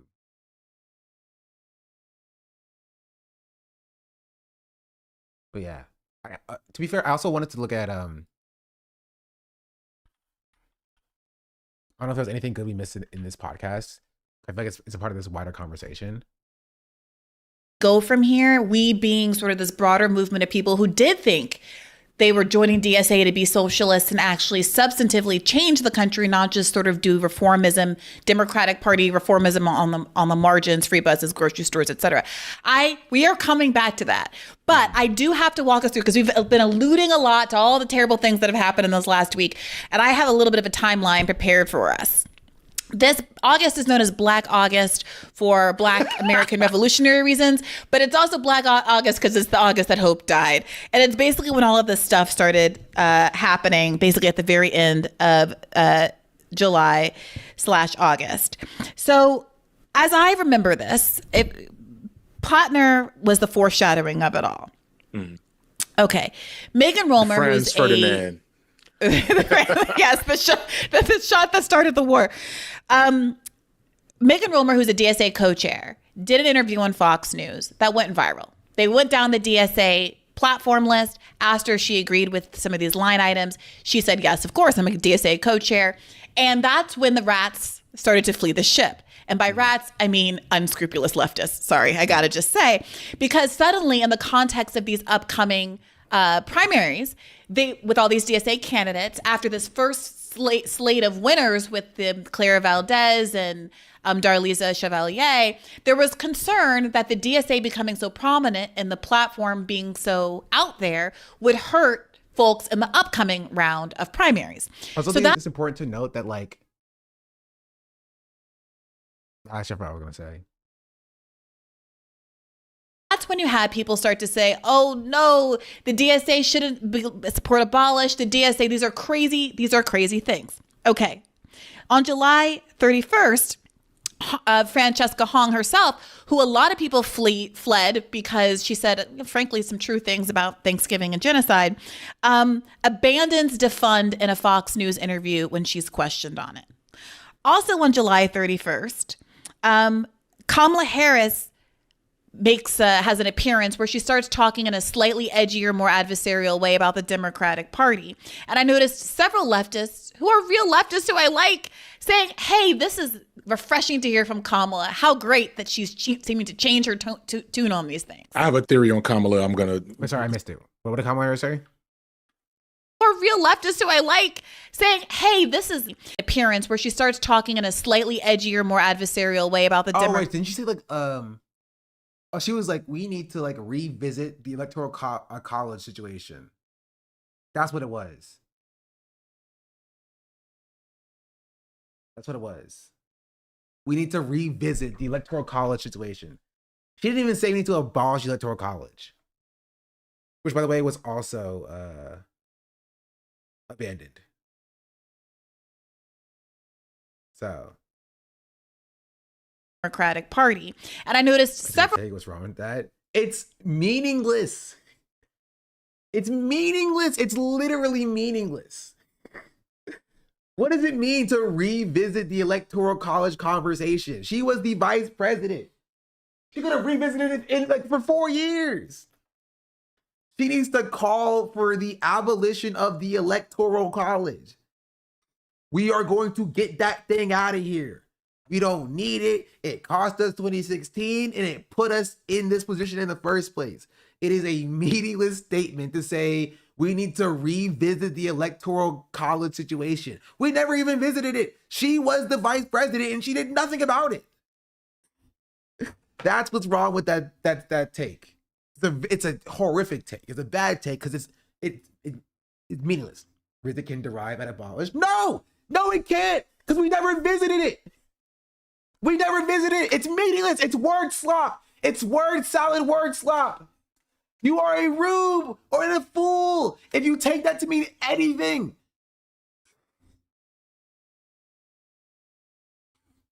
This is like you're like when you ask your mom, like, Mom, can I have $100? She's like, I'll think about it. I'll get out of here. You're not getting that $100. She said that to get you out of her face. And you're like, well, she said she'd think about it, so like it wasn't a no. Like, no, you're not getting that $100, bro. You're not getting that $100. That's it. That's literally what Kamala Harris is saying. It's even worse because she had the power to revisit it at any point. She wants to run for office in 2028. So it's like she's like trying to like tee up like electoral college, right? Am I right, guys? Am I right, guys? Several leftists who are real leftists who I like. It's literally that Family Guy meme, which is just like 9/11. Everybody just cheers. You're just like, what? That's a meaningless statement. You're like, what? She said 9/11. Are you against 9/11? Or are you pro 9/11? Like, what do you mean? Why do you have an issue with that statement? It's like it's completely meaningless. It's completely meaningless. It's 100% completely meaningless.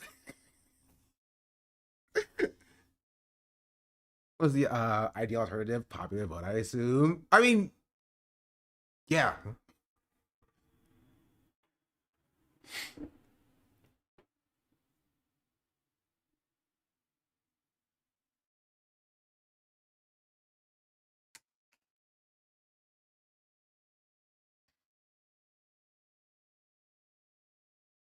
So you're saying it's performative, but we wanted to change it since 2000. No, my take is that she doesn't want to change it, chat.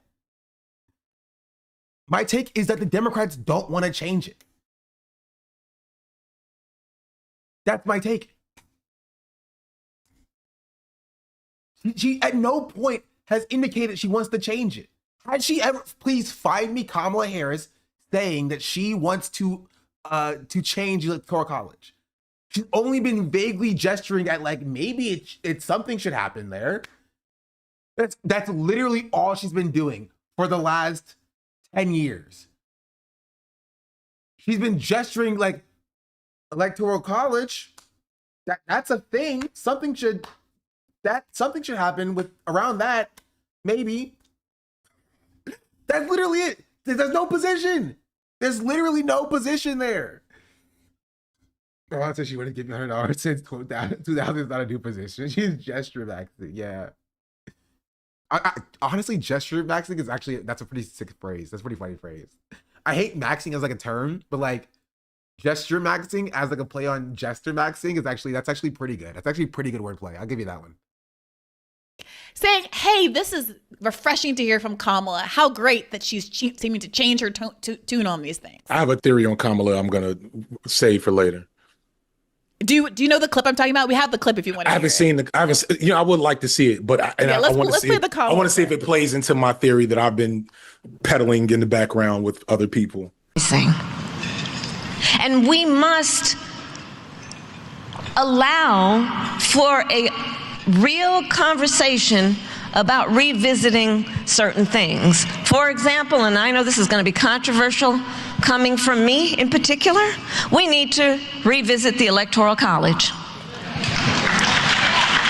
We need to revisit the point of expanding the court to 13 justices like we have 13 district courts. We need to revisit, if they so want. At the very least, she at least gave a policy for court expansion.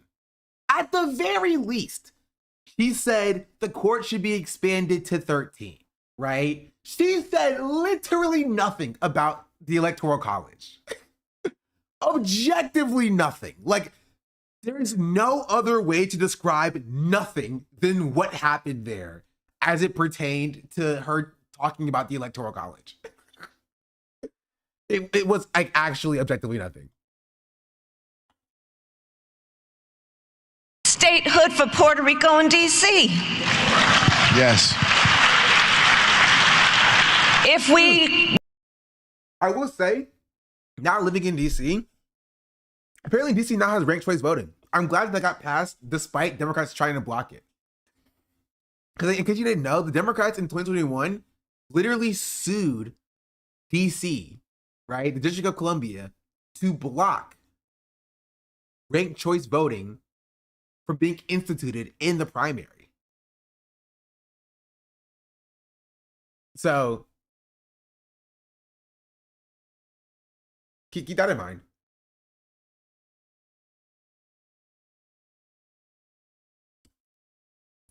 So that got fixed though.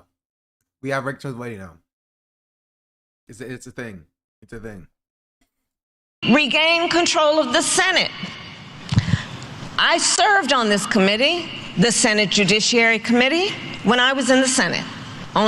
Okay, this is the new radical Kamala Harris. Does this conform to your theory at all? Oh yeah. Yeah, no, never mind. I was gonna say that's not that far off from AOC. No, she still is. Okay, I can criticize AOC, but still acknowledge that like Kamala Harris is still worse than she is. Still worse. Yeah. By a very large margin. She did something a couple of months ago that first planted this seed in my head. But the end result is Kamala is coming for AOC's spot. Kamala wants to be the progressive candidate for presidency in 2028. That is her angle right now. Because Kamala, for reasons that are complex, but I think incredibly flawed, still has a lot of loyalty among black voters, mostly black bourgeois. Oh yes. Are you on Threads at all? Okay, but let's interrogate that from the numbers perspective. Yeah, sure, she's got her K-Hive. They are very loud. Mm-hmm. But Kamala lost in part because she got a lower share of the black vote than basically than Joe Biden did. And basically any... To be fair, Joe Biden got the highest voter turnout, I think, I don't know if it's just in contemporary American history or in like all American history. He had a lot of turnout. Trump got people off the couches. Like... Trump got people off the couches, like in insane numbers. It's literally an outlier, right? The problem is I don't think Trump 2 is going to get people off the couches, right? Because I don't think there's like Joe Biden wasn't even a good candidate. You know what I mean? It was also during COVID when no one else had anything better to do. Yes, but like, that's also true. COVID did play a role in it. And it was also off the heels of BLM. And people were already like organizing. Right? So there was a massive push for political awareness at the same time. And so it was a very big storm of like people getting involved in politics at that time. COVID, BLM, and end of Trump coalesced to like, you know, Joe Biden getting like an insanely high voter turnout percentage, including of the black vote, right? But like everything that happened with Kamala Harris and Joe Biden in that entire mess, like with the whole like Joe Biden dropping out, you know what I mean? So that put a lot of people off. She's lucky people haven't dug into what's going on. She's involved with the PD of the Earth's first incident. As he's right, Cori Bush was flayed alive when they played a clip of her connecting fascism to Harris on TV. And I could hear the excited people deflating for Cori when I phone based for her. I mean, that's very anecdotal.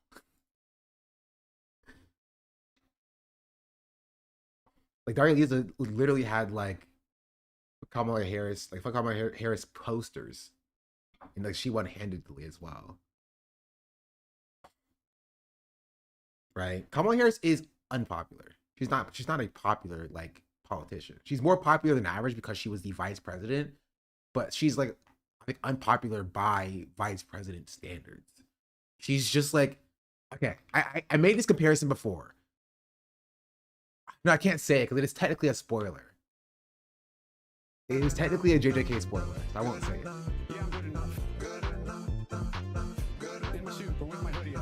Big_Al_Cake Mix just subscribed.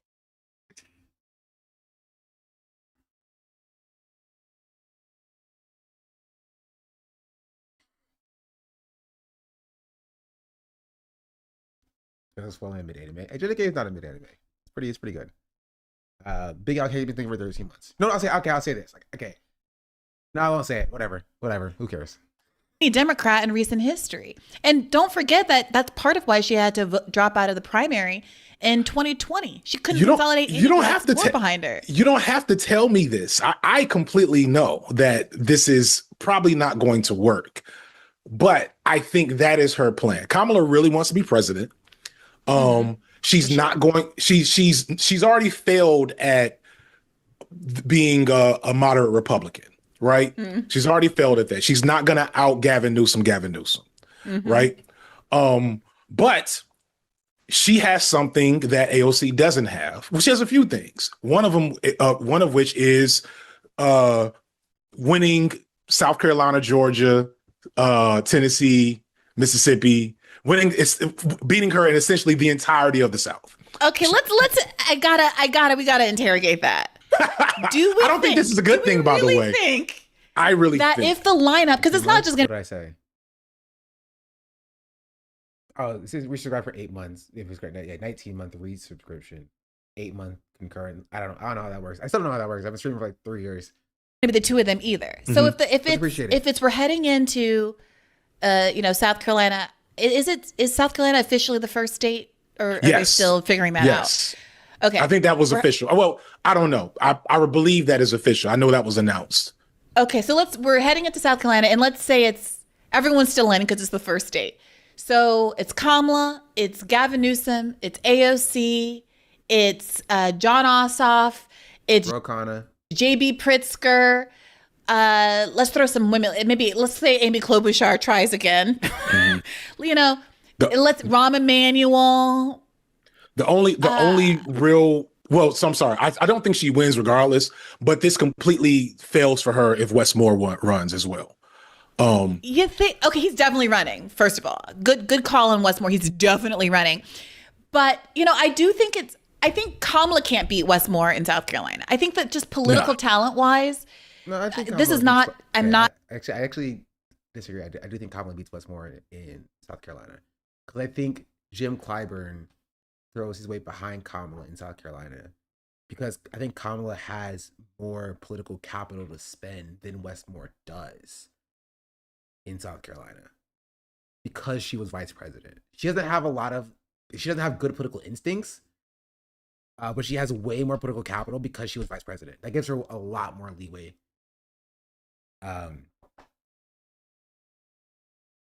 From my perspective, not intending to be complicated. I don't know if I necessarily really truly fully care about the Kamala Harris stuff. Basically,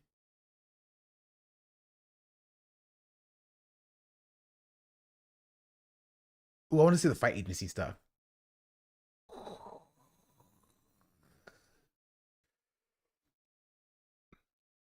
You know what? Maybe we'll come back to this after the fight agency stuff. I love to talk on the fight agency. What are they doing, by the way? What is the fight agency up to? I think they're cooked. Am I wrong on that, chat? Let me know if I'm off base. Is the fight agency cooked? Yes or no?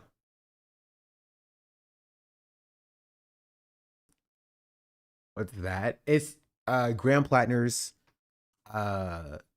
the agency that scouted Graham Plattner. Also scouted Zohar Mamdani and also scouted John Fetterman. I don't think so, low-key. So Zoran and Bob Brooks. No, but I don't think they will get as much. I don't think they'll have as much what's it called? Like institutional support as like I don't think they'll be like allowed inside of the institution like they thought they were going to be with Graham Plattner. You know what I mean? So like when it comes to like it takes a lot of money to build up candidates. I think people are gonna be apprehensive about like giving them that kind of money for like other candidates. And so like maybe they'll still be around, but they're not gonna be like a powerhouse in like the movement. You know? As more as some big tech baggage that will follow him along with the weird military shit. I mean, it depends on what big tech baggage actually means. Also, thank you for the sub, Loaf Bats. Which streamer said the N-word? Guess. And if you know, don't say it. Guess.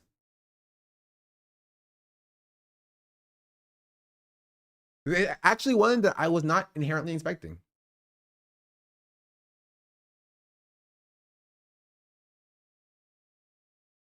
Do you want to cover it now? Remember the timestamp 5154. You know, was it you? Yeah.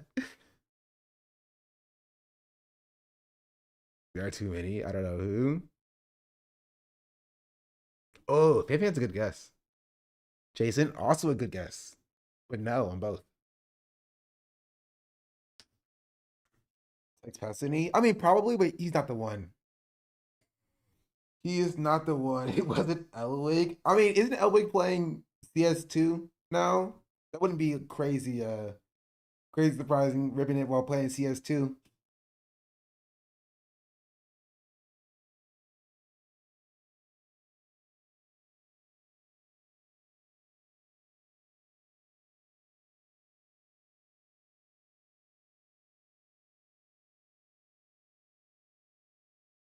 I caught my mouse for platinum chat log. I don't even know what that means.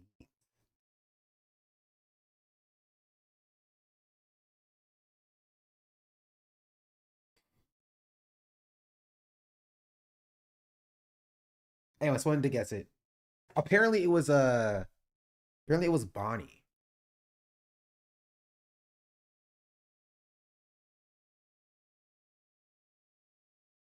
It's Zoran.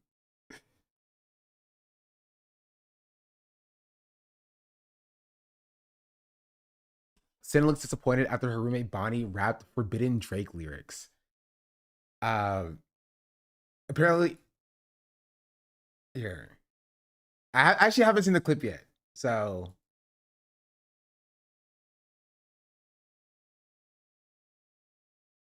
I've heard Max react to it. I'm curious. Let's get into it. What if it's a lie? I mean, this is why I didn't react to it immediately. I did see some reactions to it. I look at the way that other people react to it. People are speaking about it like she actually did say it. So like I'm taking their word for it. So we're gonna see.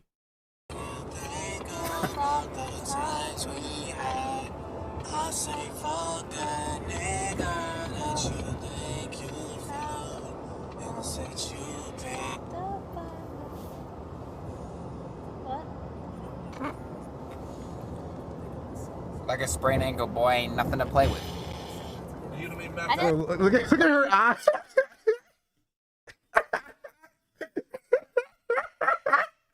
Bro, look at her eyes. Which one is Bonnie? Bonnie's in the front seat. Like a sprained ankle, boy, ain't nothing to play with. I said new guy. That's what they. Wrap it up. Wrap it up. Wrap it up. Wrap it up. Like, honestly, she could have got away with it. She could have got away with it if she didn't even mention it. If she didn't mention it and Cinna kept it pushing, right? She could have got away with it. But now it's just like, I don't know. Cinna's there. Cinna is in the Raven cosplay.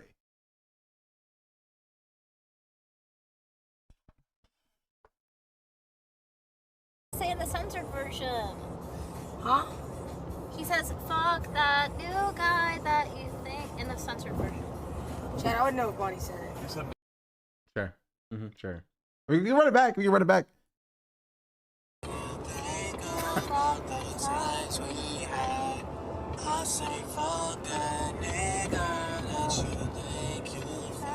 I don't know. I don't know.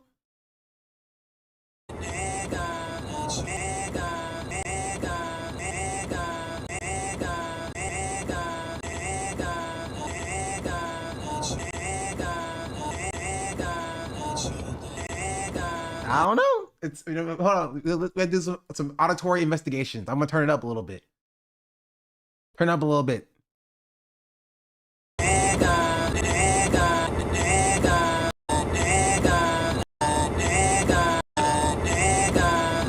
I'm not hearing new guy.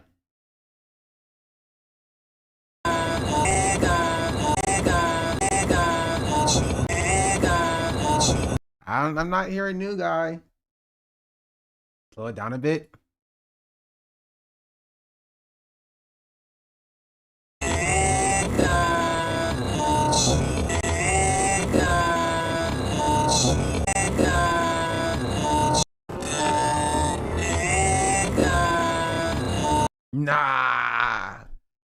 Nah. Nah. You know what I'm hearing, chat? You know what I'm hearing?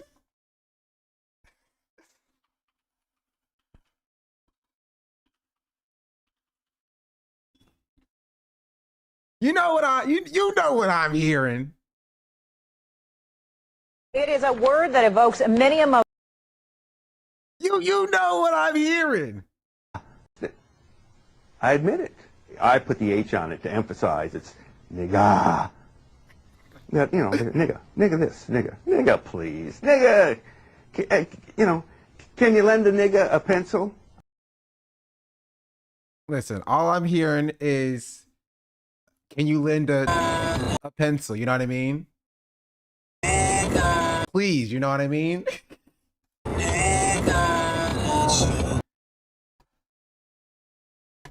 That's what I'm hearing. I'm not hearing new guy. I'm not hearing new guy. Also, is there even a censored version of the song?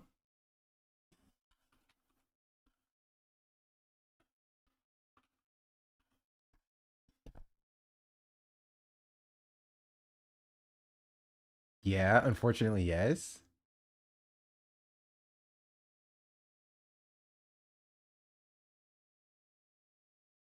I don't know. I don't know.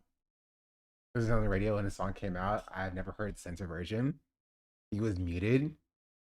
I don't know. I mean, we see what Max has to say about it.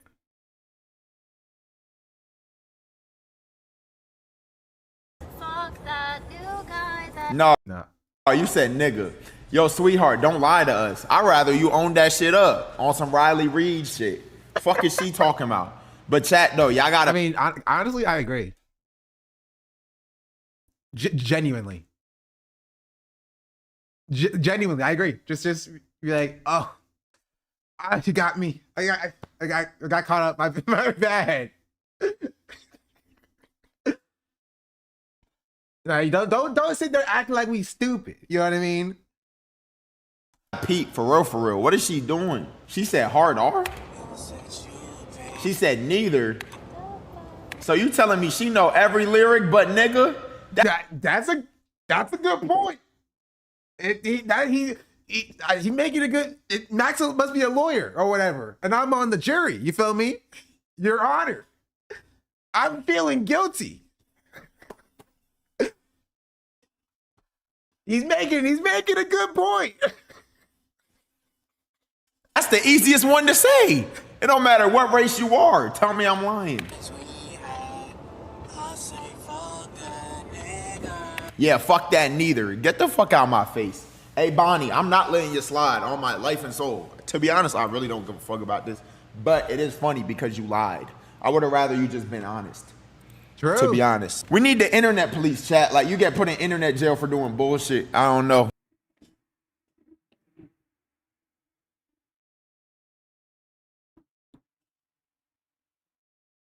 What's happening?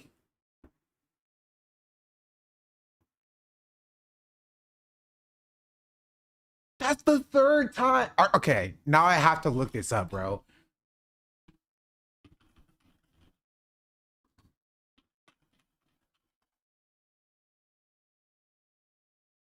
Oh. It's the stupid Grand Prix. Oh. I was like, what is that noise? It's the stupid car race.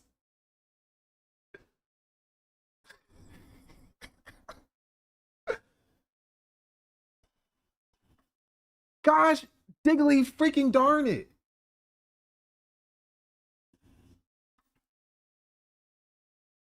It's so loud. You know, the fireworks today too. I hear them too. They're just so loud. Blame for me real quick. Where's it at? Hold on. Alert DC. What is going on? National Mall. Oh, flyovers at the National Mall. Oh, I guess, you know, dox myself. I live by the National Mall.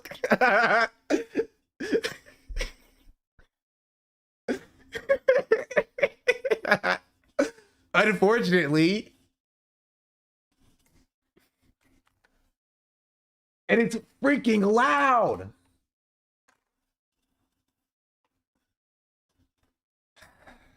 No, you don't. I mean, okay, I'll say this. I live within 50 miles, to be fair.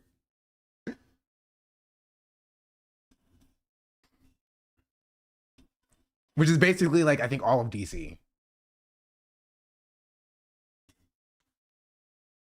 DC's not that big, actually.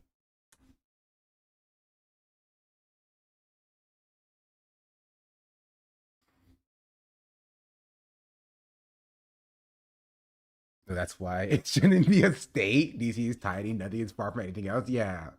DC is really small. He's living in some dead politician's house right now. Okay, I won't say anything. She said, yeah. I don't know. She said it. She said it. That's where I'm at. I think she said it.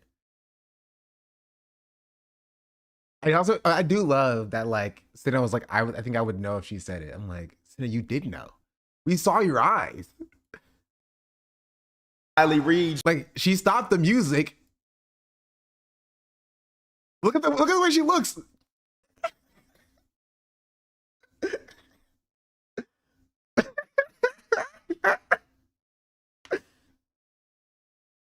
Like you should do shivers every time, and I hate it. I used to do a lot of drama coverage, but I miss it a little bit. I need to Raven Powers to get her.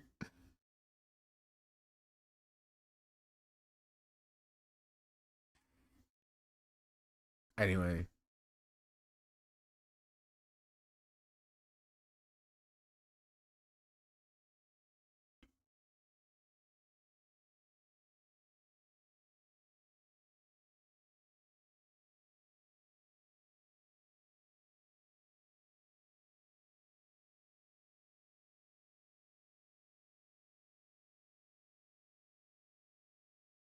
Yeah. Excuse me.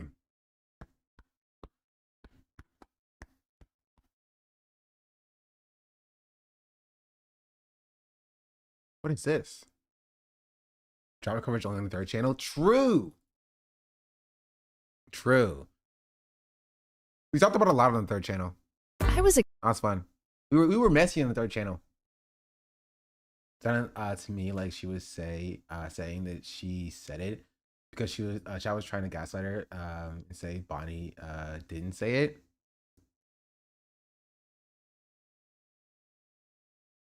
Maybe. Chad, I wouldn't know if Bonnie said you think in the censored version. Chad, I wouldn't know if Bonnie said it. Nah, I disagree actually.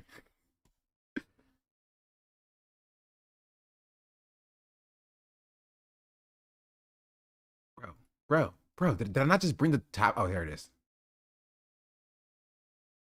I was excited to. Flock takes their privacy very seriously, but ethical gray area and surveillance technology work both ways. And under no circumstances should elected officials or public servants enjoy any expectation of privacy when spending a tax dollar to attend a surveillance lobbying event. Go to Flock's big police convention. I was excited to go to Flock's big police convention. Flock Forward. I bought a $350 ticket and booked a hotel room at the Hilton in Atlanta. But then Flock said, no journalists allowed, which is really kind of weird, considering that your tax dollars are usually paying for the tickets your public servants buy. Then a Flock employee contacted the hotel on my behalf and canceled my room without notifying me. What? So I couldn't even be in the building. We received an email from a Shannon Jones requesting that the reservation be canceled. Flock could keep our bodies out of the convention, but they couldn't block our electromagnetic frequencies. We captured packets from every single Wi-Fi channel we could find, using dozens of Wi-Fi adapters in monitor mode. Then we used a 2.4 gigahertz parabolic dish antenna to passively capture the Bluetooth information of just about everyone at the conference. Then we used a log periodic dipole array and multiple SDRs to demodulate the wireless microphones used in their stage and camera production. These silly gooses even forgot to turn the microphones off when they weren't presenting or recording, so we captured some of their mingling. Then I flew my drone with a zoom lens over the convention as it was letting out. Cool! Looks like lots of police and politicians got tons of free swag. Do you recognize these attendees? If not, that's okay. We can just use facial recognition. Oh my god. I can't believe I was only a drone flight away from Minnesota Senator Julianne Ortman. This little drone flight allowed us to find out that Senator Ortman is a managing partner of Public Safety Strategies Group, which is led by Rich Stanek, the former sheriff of Hennepin County covering Minneapolis. And guess what? Flock pays them as consultants to find Okay. If I become a lawyer and I want to get out of labor law, I will single-handedly defend people like this in the court. So this is awesome. Confidential leads to new police contracts around the country. This is just the tip of the iceberg. So thank you, Flock, for banning journalists from your dumbass convention. We had more fun out here and learned a whole lot more. Stay tuned. I want to see a full video. Does he have a full video on this? Probably not. This is sick though.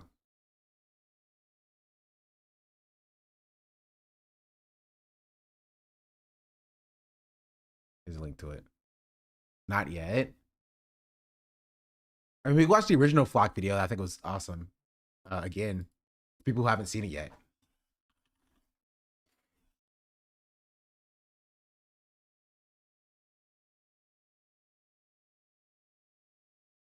Oh, this is actually a new one. Actually, we haven't seen this one yet. Folks, I'm currently being stopped by police for doing a... Interesting question. I am whatever you need me to be, chatter. Whatever you need me to be. No, I have a degree in computer science. I've worked as a software developer and a programmer for 6 years.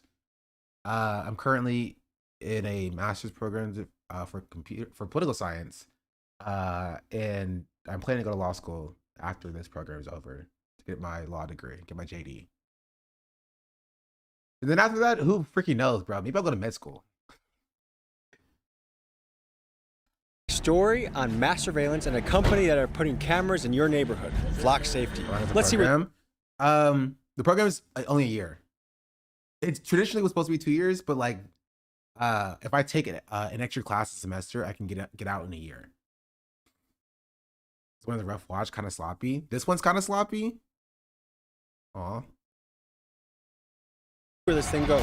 Crime. It's a complex problem that requires so many people to work together to solve. And at Flock, it's our mission to eliminate it. A former Milwaukee police officer pled guilty. Or no.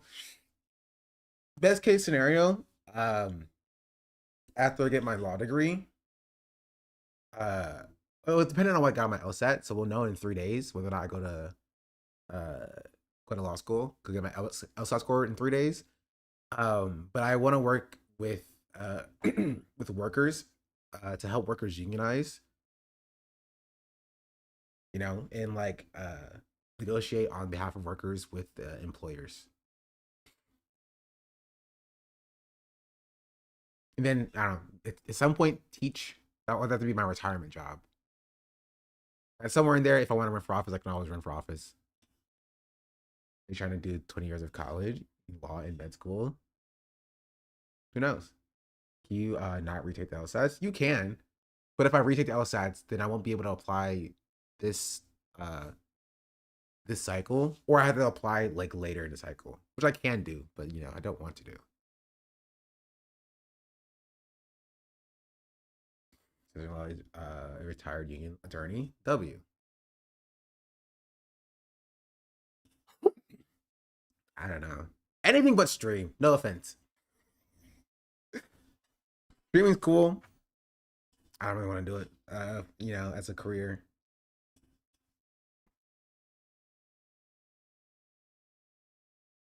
Ready for a week. Every time finals comes around.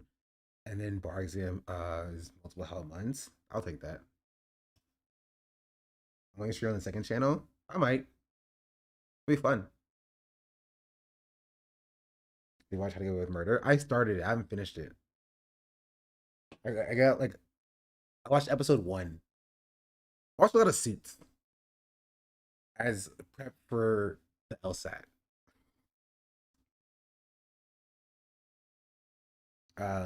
I did law school for a semester with the goal of focusing on labor and union contracts, so it's too expensive. I couldn't continue it while working full time. Oh, that's sad. Watch Shiloh if you haven't. It's 10 out of 10. Suit stream when? Like with me wearing a suit? I wore a suit last year. You only get one of those out of me. Two doesn't seem to be sustainable either for the money or the mental. I mean, if you make like if you have more viewers than I do, then it is for the most part. Right. Even if you're my size, it's like sustainable. Right? Like I can live off of this, but Not like fully fulfilling. You're gonna pass the mantle to another creator when you retire. Endorsement of upcoming adjacent China Black creator? Probably not. I still don't do endorsements. So you're giving me the channel. I'm definitely not doing that. Requested this dress stream when? I want to own a dress. I at least own a suit.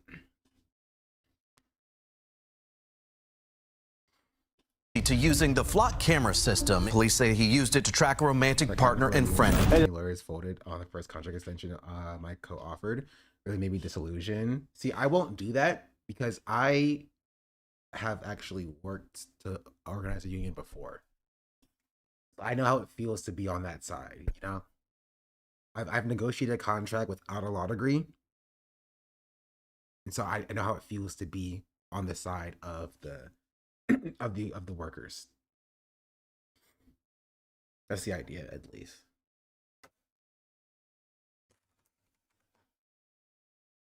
We got also I thought about this as well. And part of the reason why I decided to go to law school is I know like 3 or 4 people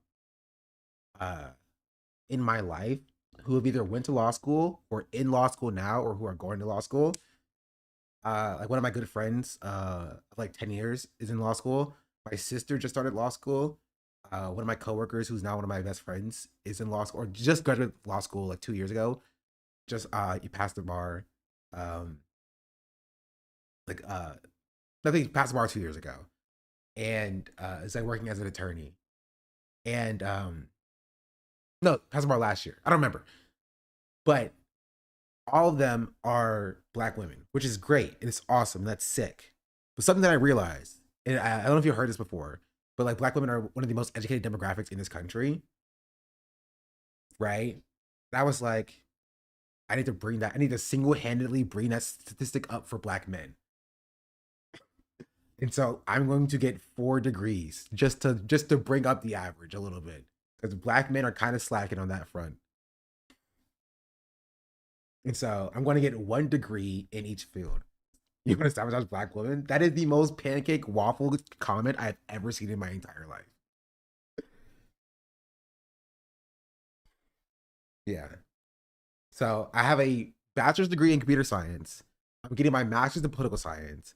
I'll get a JD in law, obviously. And I want to go back and get an associate's degree in a completely random field. I'm thinking film. I think getting an associate's degree in film. Because why not? How are you paying for this? How else do you think I'm paying for this? Freaking loans. Think about it, chat. Think about I'll say it like this, right? At a certain, I said it before. I'll say it again. At a certain point, when you're taking out loans, you reach a certain level where you're never going to pay back that amount of money in your entire life. And once you hit that level, you might as well just keep taking out more and more money because you're never going to pay it back anyway, right? You're just going to keep paying that fixed amount of money until you die, right? So if that amount of money is like $200,000, what's the difference between $200,000 and $500,000 in loans? You know, you're not paying it back anyway. So like, when I finish my law degree and I go to med school and I'm like, okay, now I want to become like a nurse practitioner, and I'm like, okay, and now I want to like, I don't know, give me something else. I get a PhD. I'm like, you know, what's stopping me at that point? You feel me? What's stopping me at that point? You need a trade school too? Yeah, I gotta become an electrician. Why not? You know? Why not? You only live once. Nah, I almost got it. I'm a welder. You only live once. Why not? If you owe 50,000, you got a problem. If you owe 500K, the bank is it's a problem. Exactly, the bank is a problem. If you work 10 years in a university, they'll forgive all of your loans to the PSLF, all of your federal loans. They don't forgive your private loans, right?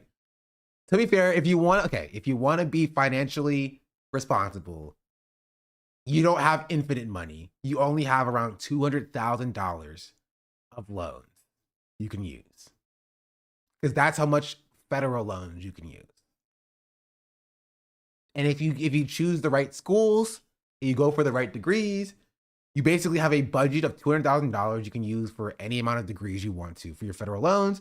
And then if you work for certain governmental positions, not just in university, but as a teacher in public school, at certain jobs with a county or the city, then your loans are forgiven after 10 years if you make all of your payments on time.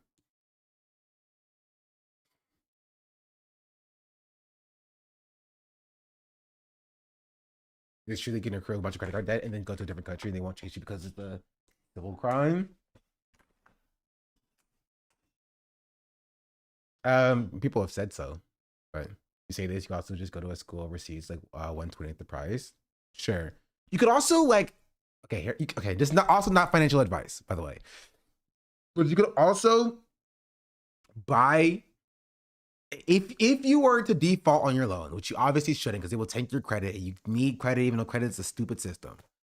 You could buy back your loans for a fraction of the cost, pennies on the dollars, from your own loan providers, and then burn those loans, like burn that debt. So technically you owe nothing. So if you own $100,000 to a loan company, you default, they sell your loan to a debt collector, right? They sell your debt to a debt collector. Your debt collector now owns your $100,000 loan. You can go to your debt collector and try to buy it back from your debt collector for $10,000. Right? And then you become the owner of the loan.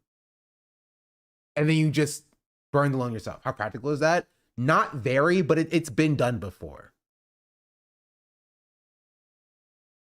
Does your credit score take a hit now? Yes, of course. And credit is important. And it's why you should not do it. Right? But there was a church in North Carolina that did this, right? They bought literally all of the loans from their entire congregation and then burned them. I do not believe that applies to student loans. It depends on the loan provider.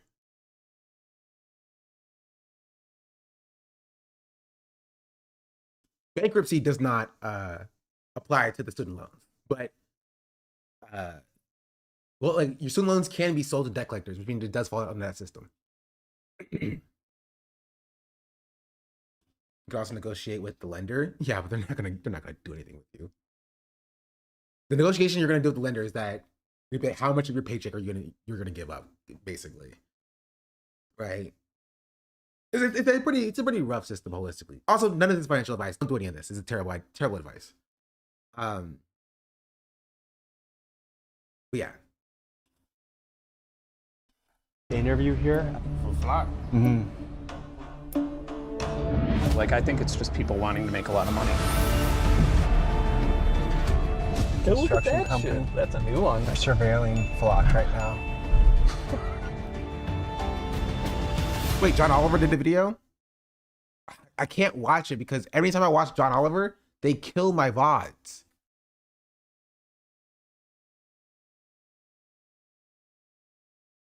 Sure, whatever, we'll watch it.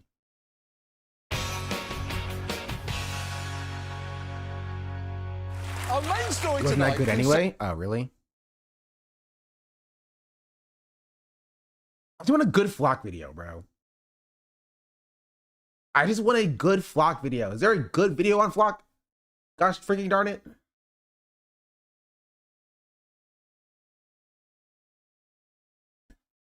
You may remember me from this video. Someone else said it sucked. Sir, you're under surveillance. What are you doing running around in the street? None of your business except for I'm surveilling you right now. Are you with Flock? No, there's a construction firm I work with, CSB. 99% match. They're trying to either gain access to the site and we don't want them on site, and I don't know if they're armed or not.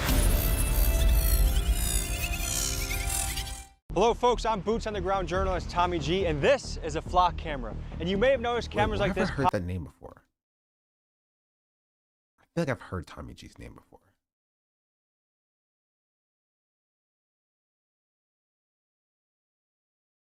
Oh no, I'm not watching this guy. I knew it. I knew I heard this person's name before. He interviewed freaking Nick Fuentes and Ian Carroll. It's like a freaking what's his face? Tyler Oliveira.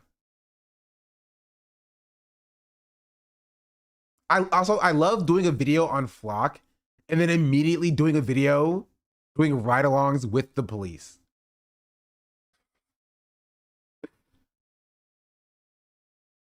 That is kind of funny. let me close this tab. You don't want to watch it first. It is a word that evokes many emotions in people. It's a derogatory racial remark that has divided people for many years. And a Jefferson County high school teacher has now received the longest suspension on record for calling a student. Did you just change your name? Your name color? Why? What did you gain by doing that?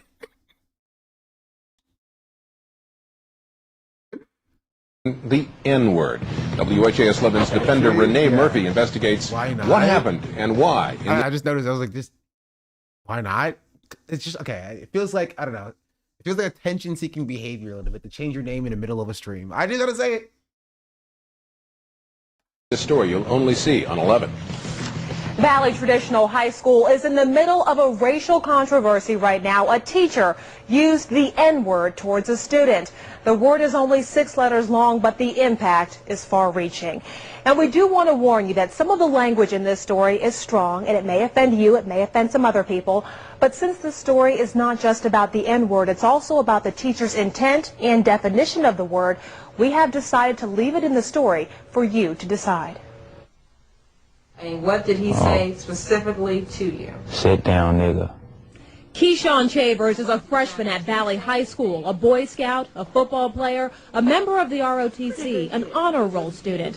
He was hanging around his teacher's classroom door in December. The teacher told him to sit down, and the teacher says that Keyshawn used the N-word first. And I just kind of was stunned a second. Well, then get away from the door, nigga. And I repeated the same insult because that's sort of what I've been trained to do. The school district says that is not what they trained English teacher Paul Dawson to do. He tried to say I said it, and I didn't say it, and no one else in the class knows that I said it because I didn't. Documents from the school investigation show that several of the students interviewed from Valley did not hear Keyshawn say the N-word first. Dawson says that students use the slang version of the N-word at Valley High School all the time. He says N-I-G-G-E-R is a racial slur, but says that students use N-I-G-G-A as often as they'd say dude or hey man. And Dawson says as much as he does not like the word, he still used the slang version to feel more comfortable with black students. Why is this word used so frequently? So I just don't understand it, and I'm trying to understand it. I need help. Yes, I use nigga. I've used it. I admit it. I put the H on it to emphasize it's nigga. That, you know, nigga this, nigga please, nigga. Can you lend a nigga a pencil? Listen, he's just saying new guy, chat. You don't understand. You don't get it. It's in the censored version. You just say new guy. What kind of example are you setting for your students if you use a word that you don't want them to use? Upon reflection, that's not good.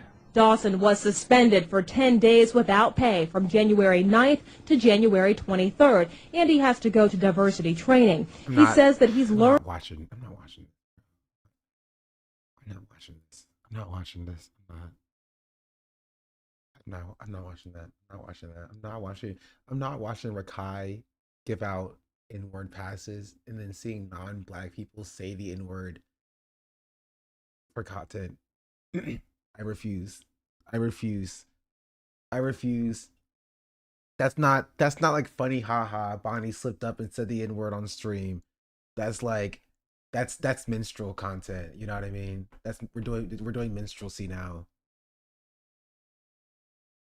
Learn from this experience and hopes that others think twice before using the N-word. I will never say any form of nigga. I'm cured of that. It's done specifically. It's done specifically to make people like me upset, you know? It's done to get to get the clip, to get in front of people, right, who will have an issue with it, right, so that it gets blasted. That's why it's done. It is literally rage bait.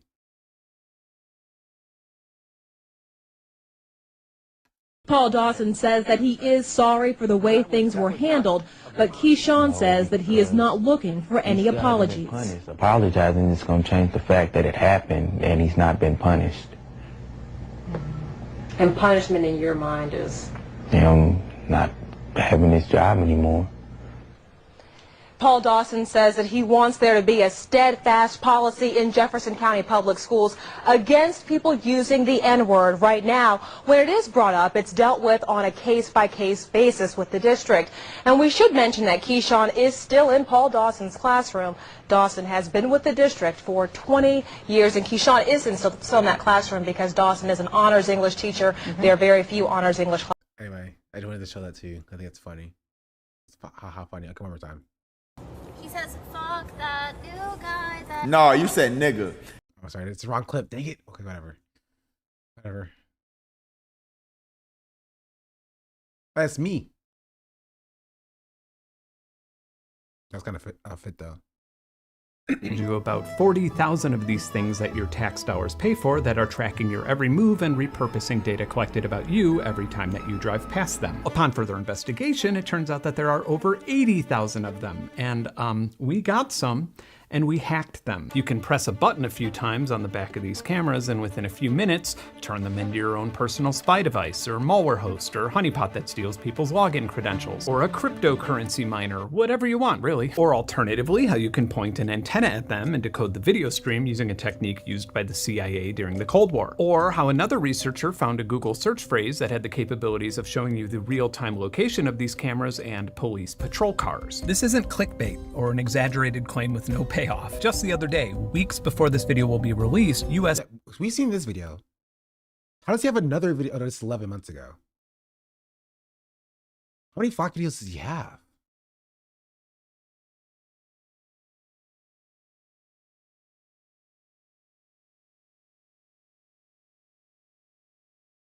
Oh, there's another one here, 404 Media. And then he has this one, okay. I'd rather watch this one than the other one, though. So Senators and representatives drafted an official letter to open an investigation that highlights the national security risks associated with our findings. And in this video, I'm going to show you exactly how they work and even demonstrate them to journalists. No fucking way! And finally, we're going to take a deep data dive into the efficacy, misinformation, and straight up lies surrounding some private surveillance startups, and we're going to use that momentum to push for protocols and legislation that actually makes you safer. Wow, that's a lot for a YouTube video. I could never act, been trying to stack. Also, sorry not to get distracted again. Who is this David Mauricio guy? I keep seeing people reply to him on Twitter. Why? Because I keep seeing people reply to him on Twitter. He's just like, who? Some guy who's just like, Hassan. Jubilee loser. Oh, Jubilee. Okay. That answers a lot of questions. That answers a lot of questions. You're on Twitter too much? Maybe. But apparently he got mad at Hassan singing "We Are Charlie Kirk." Here, I'll show you. I think it's funny.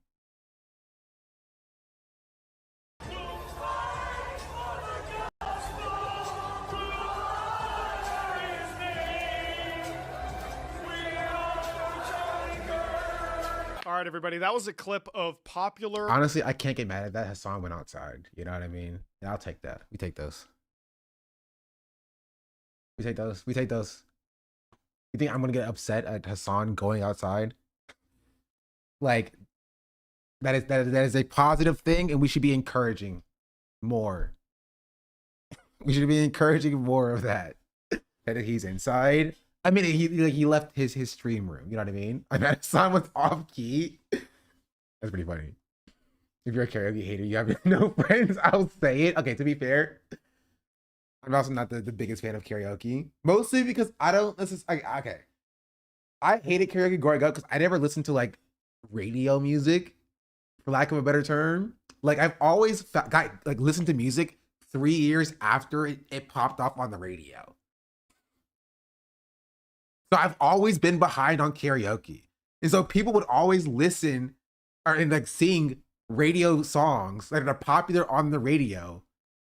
And I would never have any idea. Like, I didn't know who Olivia Rodrigo was for like years. I still don't really know. Apparently he has a big song called Driver's License.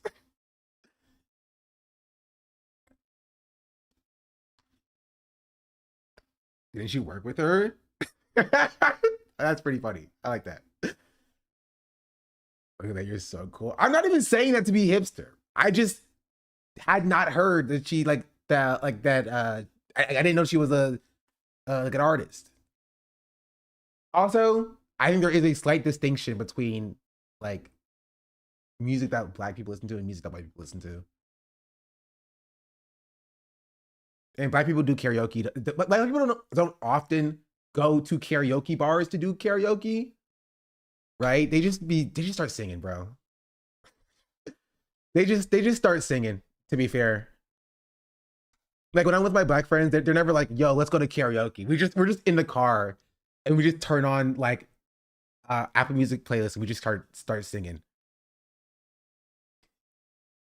They just do it at the party. We're singing Keisha Goldtrue. Too Black for pop music. Like, leave Paramore out of this. I have a theater friend that won't stop going to karaoke. What? Who's Olivia Rodrigo? Like, she's in like Wednesday or something, right? You how to sing? I was in like honors course. No. That's the wrong girl. Jenna Ortega? No, Jenna Ortega is like Phineas's sister, right? Like she like that bad guy. Right? Right? Billie Eilish. No, Billie Eilish just got married to Travis Kelce. That's a different person, chat.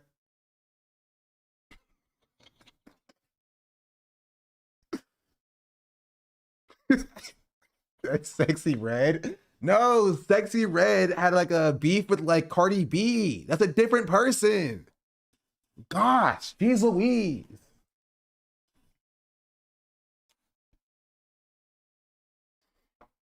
That's Doja Cat. No, Doja Cat was showing feet in racial chat rooms. I know that one. Doja Cat was showing feet in racial chat.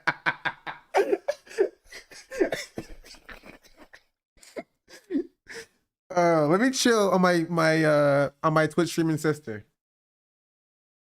She's also on Twitch. We're coworkers now.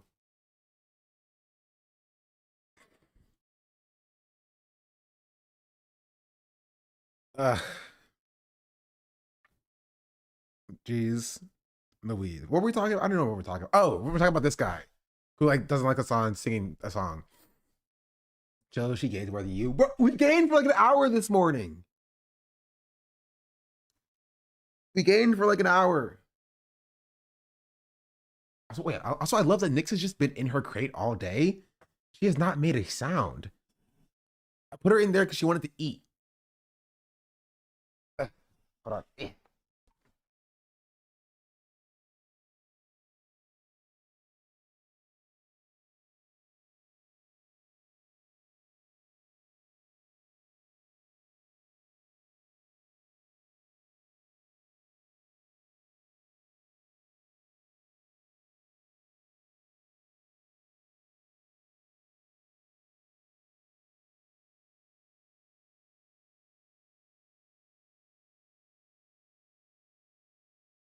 She's still just letting it. She's just still laying in there.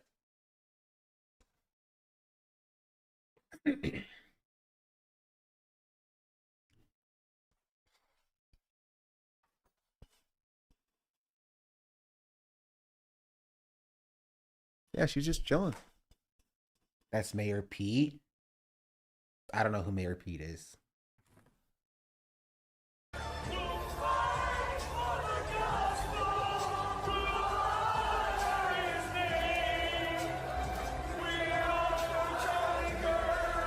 All right, everybody, that was a clip of popular political streamer Hassan Piker. And then listen, I can't say that I haven't cracked a few jokes. Bro, this feels like, bro, I can make so many clips like this. Why don't I just do this instead of streaming?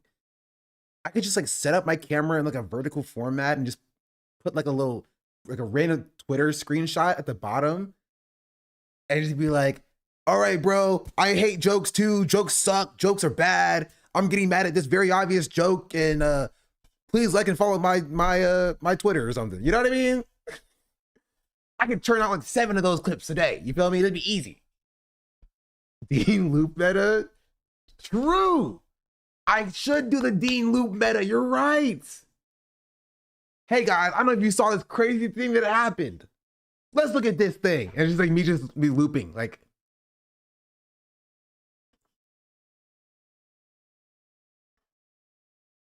in the bottom.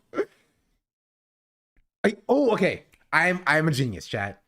I'm going to record a video of me just looping. And after I retire from stream, I'm just gonna like just clip random things and just play me looping at the bottom of random videos, or like political videos, and put a caption like, you have to see this, with like an AI text voice overlay. And it's gonna be me at the bottom like,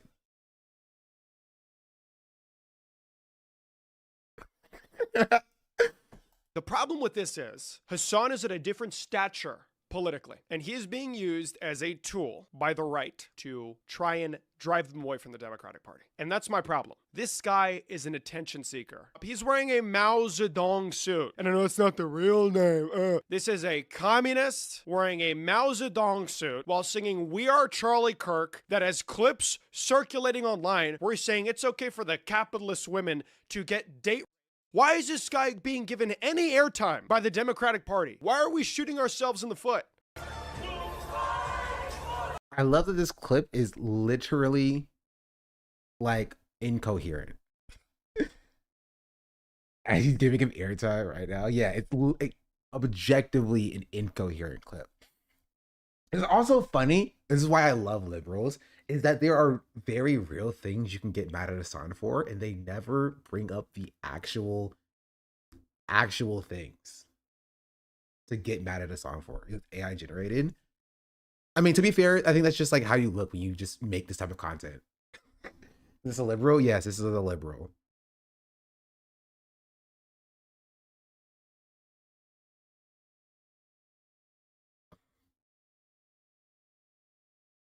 Wait, he made it. Okay, so he made a tweet about this, and he was like, "Oh, it wasn't good enough. I had to spin the block and make this an actual video." He was like, "This dude is a right-wing psyop," and then it's like, "No, I have to make this an actual video." So he made a tweet video. It was like, Hassan Piker is a right-wing psyop.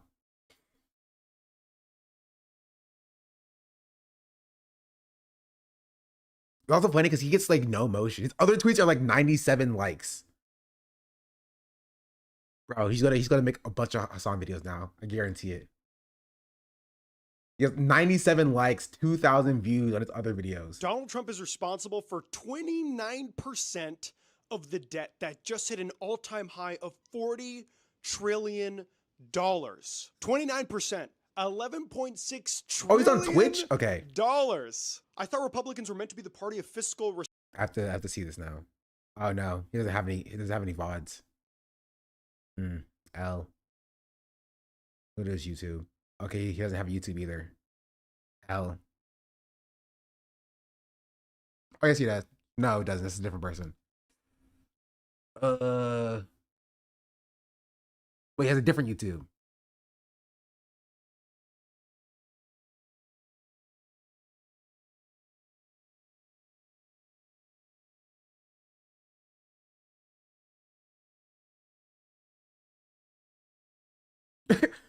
3 weeks ago talking to Destiny about debating leftists. I didn't even have to look very far. I didn't even have to look very far.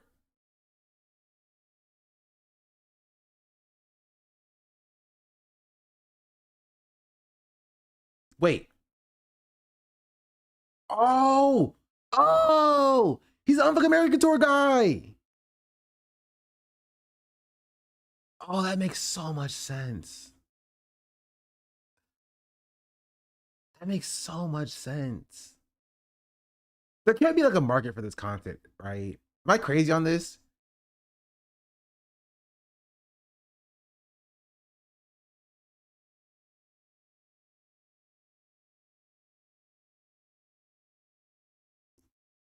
Oh, he made a YouTube video. Okay, stop.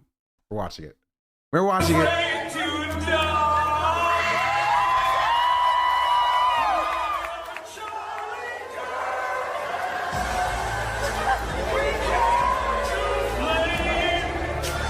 This is better.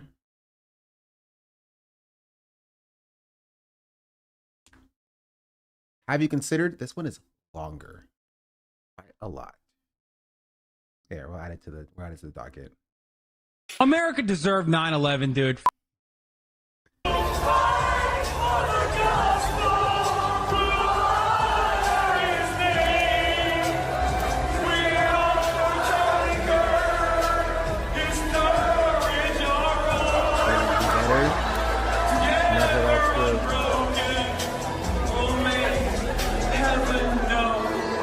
Honestly, do you want to know how I know the Overton window has shifted? Is that Cutie is fine being on the stage with a song called "We Are Charlie Kirk" being sang. You know what I mean? That means either the one, the Overton window has shifted, or two, Charlie Kirk has become so much of a joke that like he's been so far removed from politics that like he's now just fully just in meme culture and is no longer has any political relevance. Which is also equally as funny.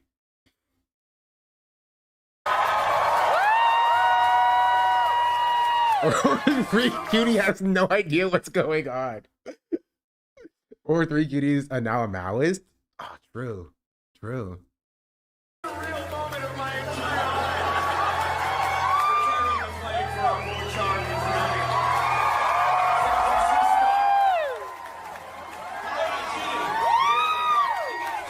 All right, everybody, that was a clip of popular political streamer Hassan Piker. I know who he is. I've known him for a very long time. I'm sure many of you I mean, know. Obviously, like the obvious answer is the one where like Charlie Kirk is so much of a joke that it literally doesn't matter.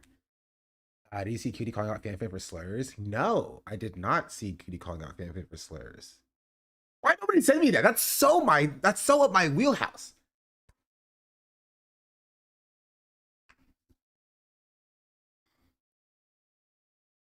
You know, check on Dean. He might have an emotional wreck after that. The window shift started when Ludwig started posting Kirk memes months after quitting. People making fun of his death. The people making fun of Palestinians getting genocided. I forgot about that. I think it's on the Wine About It Patreon. Oh. Okay, that makes sense when already sent it to me.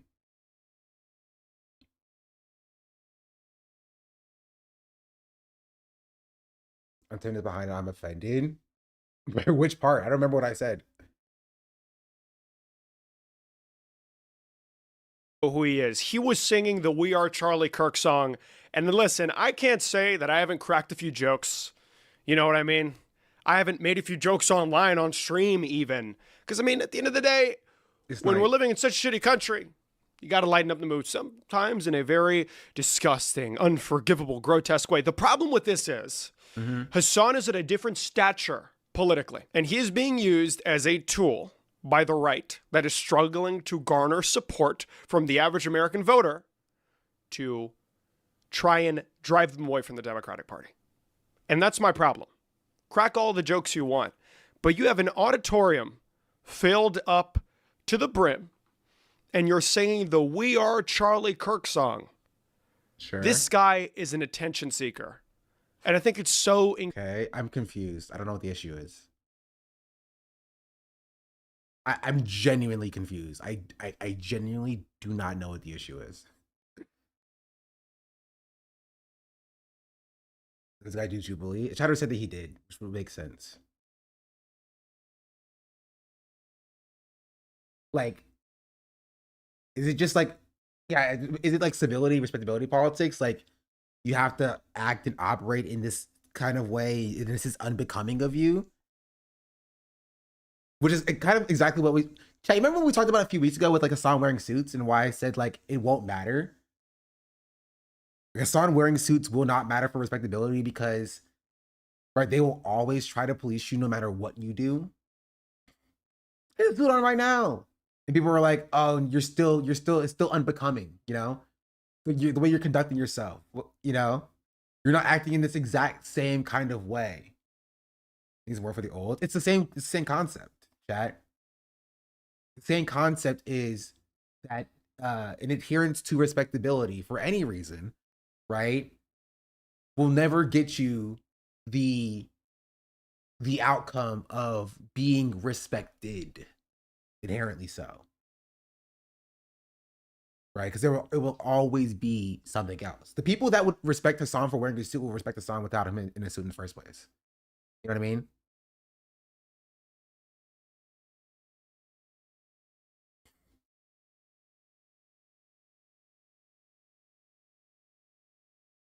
The suits. You can like the suits, right? And Hassan can wear the suits, and that's fine, right? But it will never be enough for people like this, right? It'll never be enough for people like MSNBC or MS now, because they're not MSNBC now anymore. Never be enough for CNN.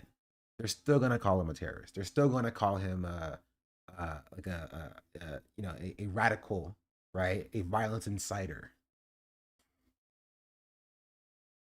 Right. And so there's, in my opinion, there's a difference between wearing a suit, right, because you want to look a certain way, and wearing a suit because it is going to give you access to certain spaces, right, or open certain doors, right. That's why I think it's a little bit different.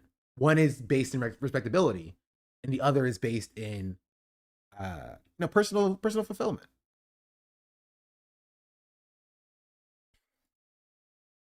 Wikidata brings up FanFan using slurs. It'll be FanFan, Emily, which FanFan will have an intervention. We'll tell her to stop being the slur slinger. That's what they call her on Twitter. She wants. Listen. She's slur slinging. FanFan. Okay, to be fair, and I'll say this, and I don't know if this is true, but I think this is true. I think more people than I think hear my coverage of these things.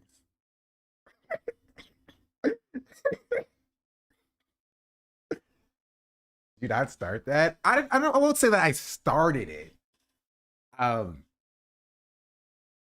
But I did utilize the term slur singer. It's on my YouTube. I edited her as the slur singing slasher. This is a good thumbnail though.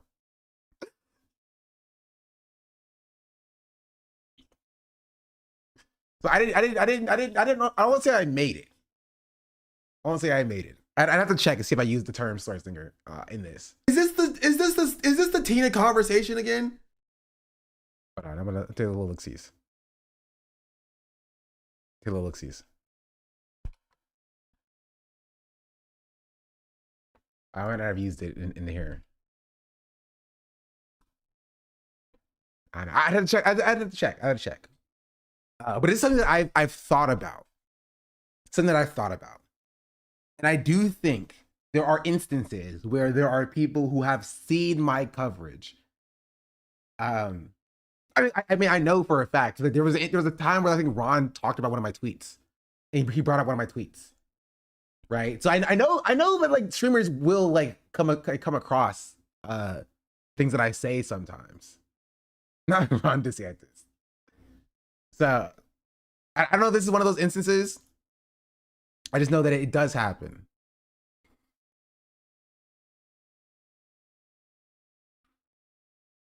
Probably proliferated, but probably on your most influential platform, Twitter. Okay, stop, chill.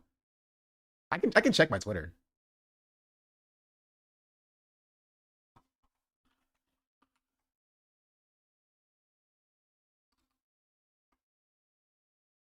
No, I've never tweeted sling. Ever tweeted? Let's see. Say fan. Your Twitter search does suck.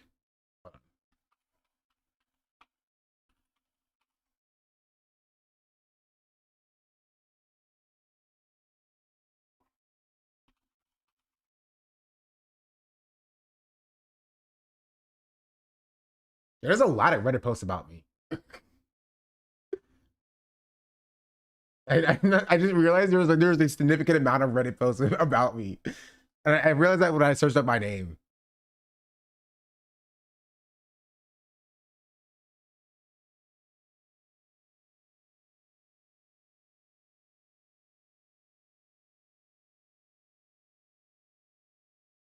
I have used the term slinging.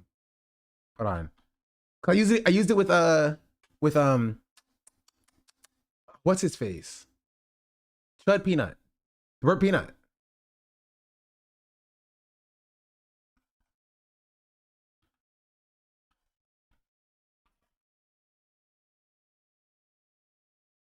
I just think that Twitter search is just broken.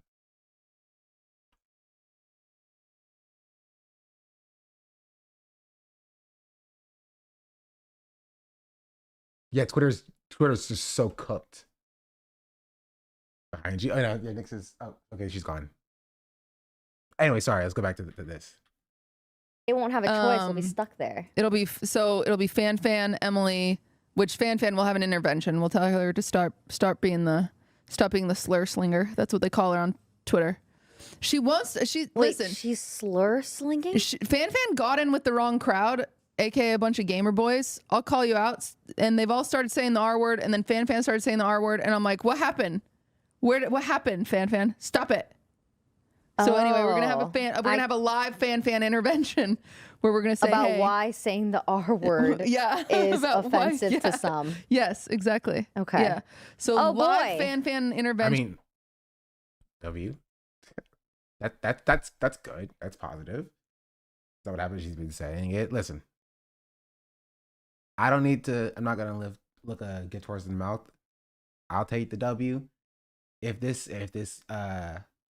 gets people to reckon with the behavior, then I'll that's positive. It's going to be big drama. It's going to be like Jerry Springer. And then wait, what did I say? You said fan Emily, extra Emily, Lily Pichu. I think those are the only streamers that are going to be on time. Maya. She's not part of the team that has unsavory name. To say the least, too. That's a separate conversation. But I have discussed said team name.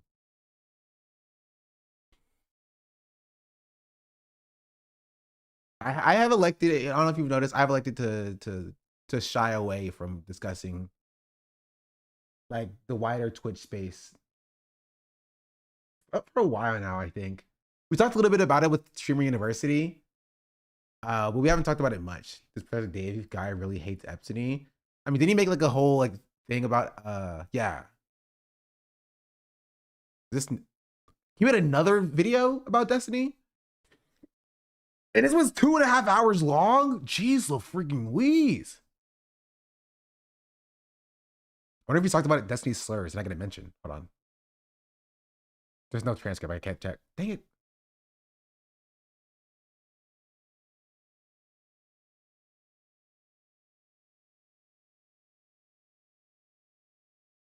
Who's this other guy?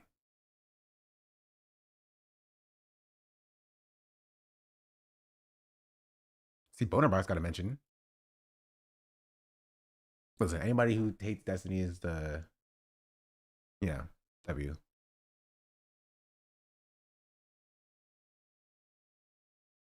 I've been on that tip for a while, I've seen some of the NNP Melina stuff. I saw something that said that NNP groomed Melina.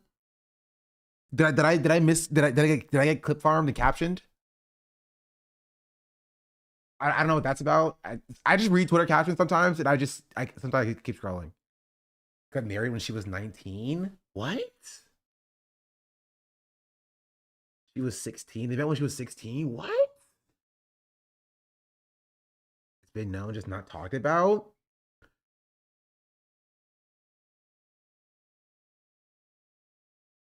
I mean, there's no other way to describe that than like thin purple line, right? Like,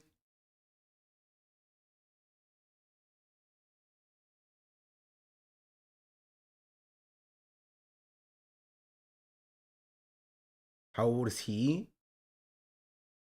That is a good question. I presume older.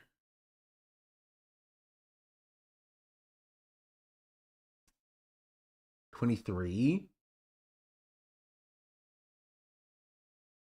I think he's 6 years older. It was 23 and 16. How did they meet?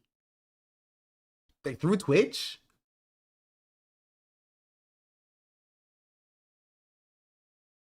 Gaming thing? There was like a 5-year gap.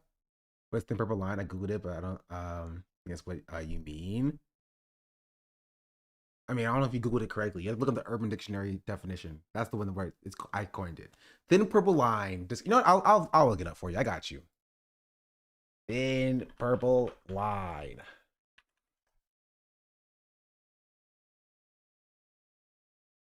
It is Sean's academic turn. Thin purple line, a term coined on Twitch TV related to the concept of charity provided to other streamers when they fuck up due to self-interest or their own goals. Sometimes positive and noble. The desired outcome is to maintain positive relationships with a larger viewer network in order to grow their audiences due to some moral expense. It's an analogy to the thin blue line in police. Crossing the thin purple line will often result in shit from streamers, from parasocial pushback, as well as ostracization. The term was coined by Sean Black, that's me, in late 2023 and early 2024. So basically, like, everybody kind of knew this was happening and nobody talked about it because they didn't want to rock the boat. Right?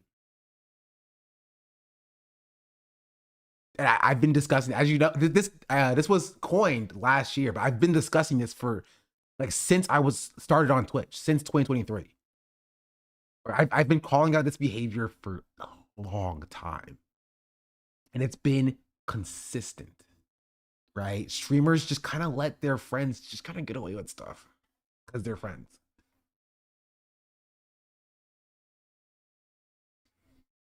Your thin purple line coffee mugs, so I get paid. Wait, do you actually get paid for it? That's actually pretty funny.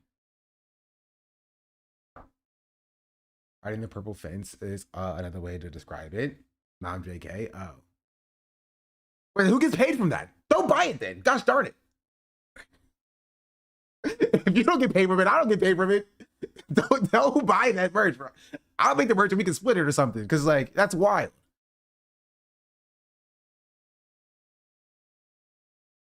Too late? Dang. It makes an awkward joke with Kachi. You know what's crazy? I have been ugly a majority of my life. You're not ugly. You didn't groom yourself. There's too busy grooming everybody else.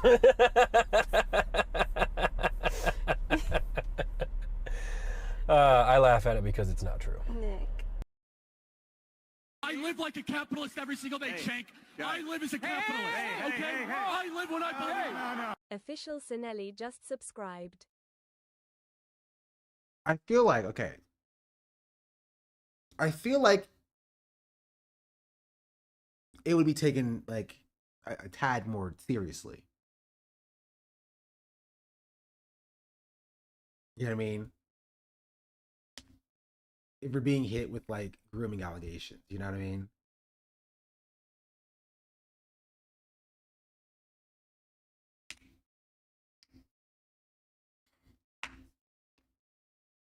The whole self-deprecating bit, this is not it. I mean, I'll let the clip finish. Maybe like I don't know. Maybe he pulls it back to I don't know, talking about the serious situation in a serious manner. Yeah. Yeah, never mind. What? You have to groom yourself. You know, like a dog grooming. Like, what's another word for it?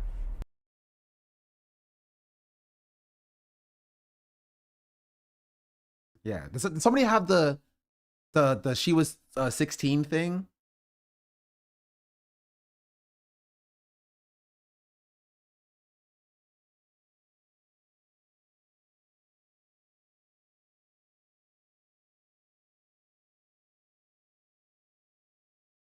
In Discord, it's a video, not a link. 23-year-old Nick Fallon sings a love song to his 17-year-old girlfriend. Involved from February 19th, 2014. Nick is 23. Lena is 17. This goes out to Milena, my girlfriend, soon to be my wife.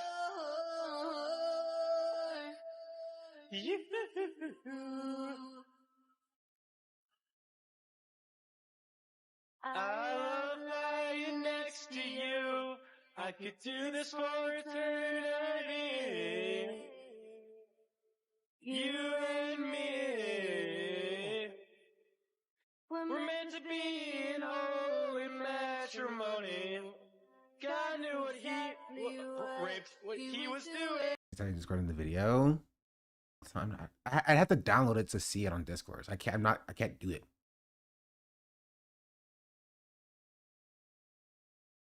Hold on. Unless this would work, which it won't. It'll just download it for me, right? Yeah, it just downloads it for me. Discord needs to fix that. Gosh darn it, let me look at the media in the freaking Discord. Is what everyone knew. I mean, people defended it. There's someone on Reddit sent this. Thank you. This was 5 years ago. Why we just ignored that Nick dated Milena when she was 17. This is a 1-year anniversary post, and she was only 18 at the time. This is so pathetic. So they made jokes on stream about Nick grooming her all the time. It's not like anyone's trying to sweep it under the rug. I don't know. 17 is legal in most places on the earth. Who cares? I'm gonna be real. If you get triggered by this post earlier, took your time of your day to sniff out this info out and came here to post this, you're a sicko. They're still together now, though. Pretty sure he wasn't taking advantage of her. The legal age in Texas is 17. So like people like Reddit is defending it. Definitely we're linking Reddit links again, bro. Freaking that's where we are in the state of the world. Well, to be fair, they first met online and became familiar with each other in 2012. You see how this looks, right? And then they could stay connected in 2013. It progressed, okay? In 2013, they were kind of flirtatious online before going to both a gaming convention, right? They're like, oh, flirting online. Guess what? She was 16 in 2012. 16 when they met. Roughly November 2013, they went public via Nick's Facebook post. Married September 25, 2015. She was 19 years old. Why did she do it? Because she actually loved him. Probably the first and last woman that ever will. And she described it. No beef to this person. I wish stories that were like covering like important allegation would like leave the commentary till the end at least. Or at least get to the end of the video before doing the commentary. Transition from Norway to the States as it was rough. Okay. She was lonely. She didn't have her family there. And the relationship with Nick, hey, guess what? It was bumpy. As we continue going on, she talks about how she didn't finish. Back and forth the entire case. This Henry, who is this guy? Like, what is his relationship with is he just a guy who just doesn't like Nick? Or like, is he like a concerned person who was like, you know what I mean? Like how do you get invested into like recovering the case of this?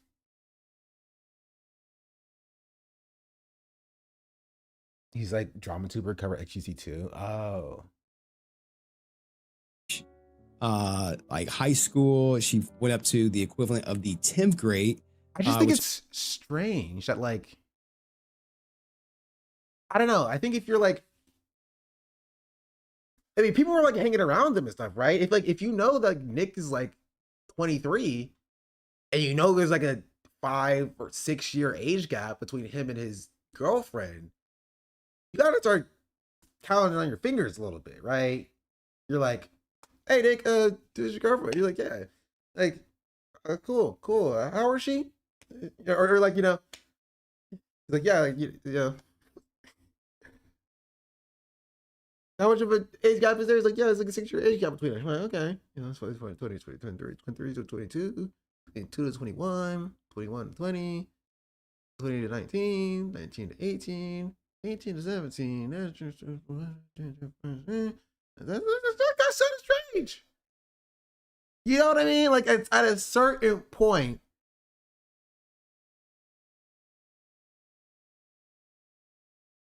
you have to, like, ask that question.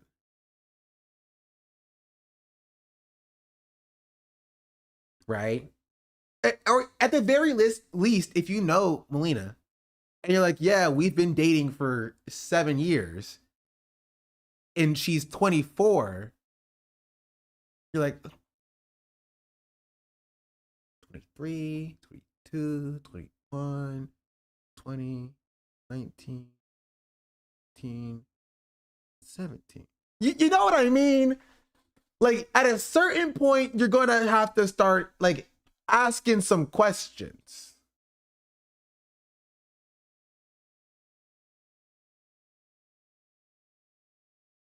I would think.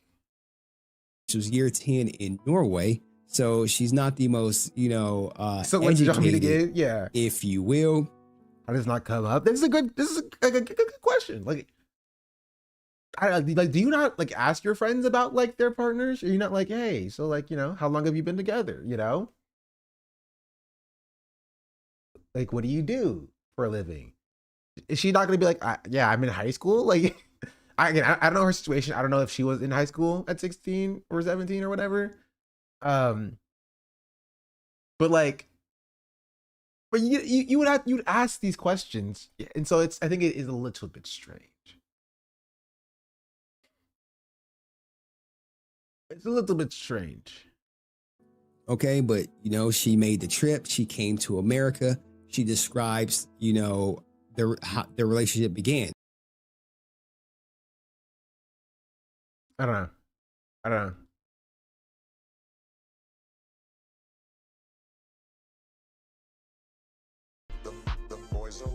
Let's be hostile. Thank you for the raid. Oh right, we're watching this. Watching the guy. This guy. Did I close it by accident? No, we're right here. Hello, welcome in, Raiders. I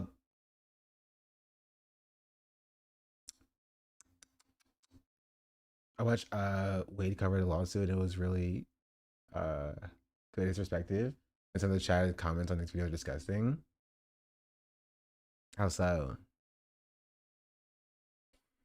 This is a big question, but genuinely, how do you deal with this? I had all my friends started dating when one was underage. I had no idea when I started. It freaked me out so much I never knew what to do about it. They're still together now and both adults. I mean, if I found out, again, I'm 25, right? If I basically around the same age that like Nick was when they started, okay, a little bit older, like, right? But like, around the same stage of life that Nick was when he met the 17-year-old. If I found out one of my friends was dating a 17-year-old, they're getting dropped.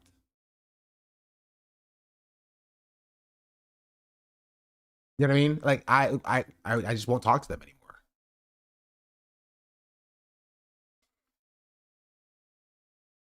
Or at the very least, have a conversation and be like, hey, do you think do you think it's kind of strange for you to be, having a conversation with somebody who's so young?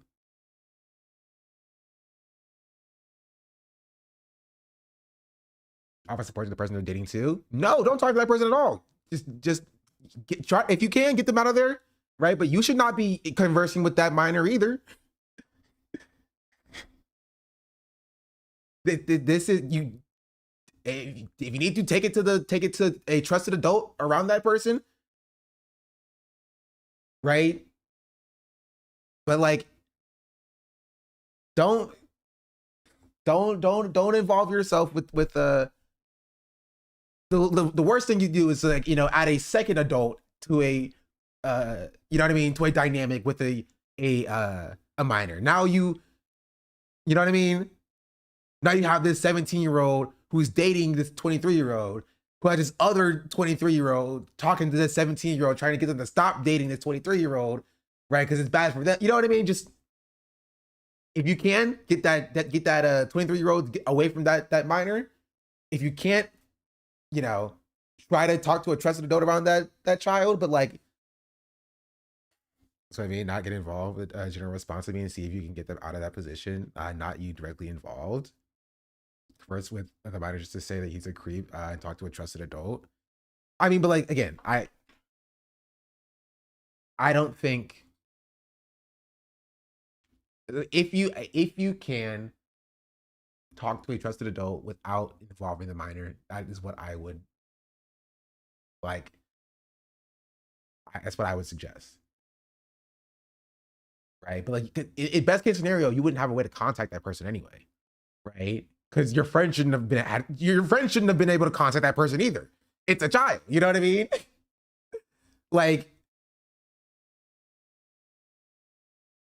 if in a situation like, you know, your friend is bringing around a child, and like you pull that child to like to the side, you're like, how old are you? And then they're like, I'm 16. You're like, okay, you need to go home and never come back to this place, you know? Like in that situation, then like, yeah, but like, does that make sense?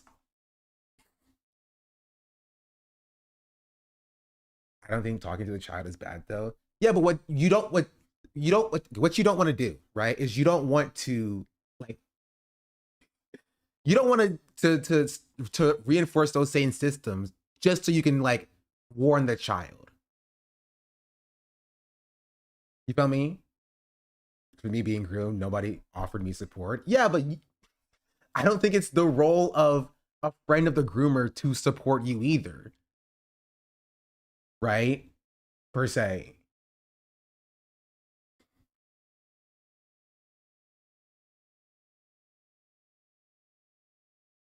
And I think like, again, it's not an easy like situation. I want them to be there for me, but to point out what's wrong, and maybe I could notice it, not talk to me forever.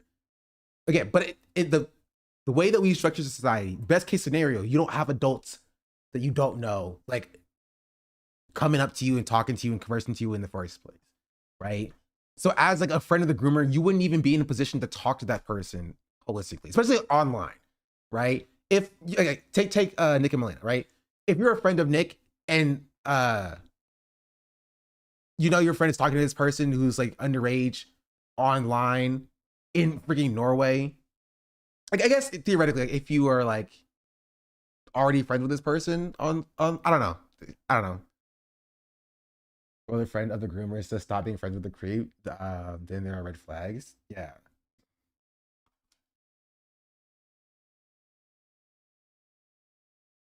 Incredibly obvious. You're not playing serious politics doing.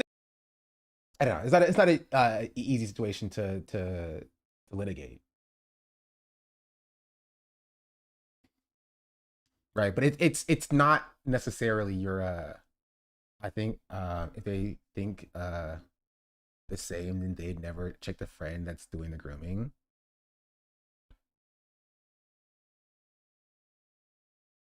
What do you mean? Anyway, it's not important. We all understand.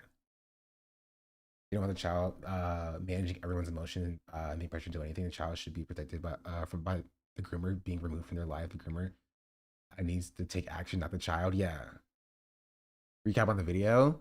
I mean, it's just okay. We can just play it from the beginning if you want to. It's just him being mad at Hassan doing "We Are Charlie Kirk." At the very least, you need to talk to the friend that's doing the grooming. Yes, or you should confront your friend and be like, "Yo, this is bad. You should not be doing this."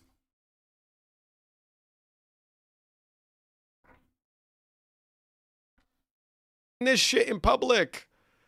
And what's really upsetting is that he wants to act as if he's doing serious politics. He's popping up with politicians, trying to push the DSA onto the Democratic Party.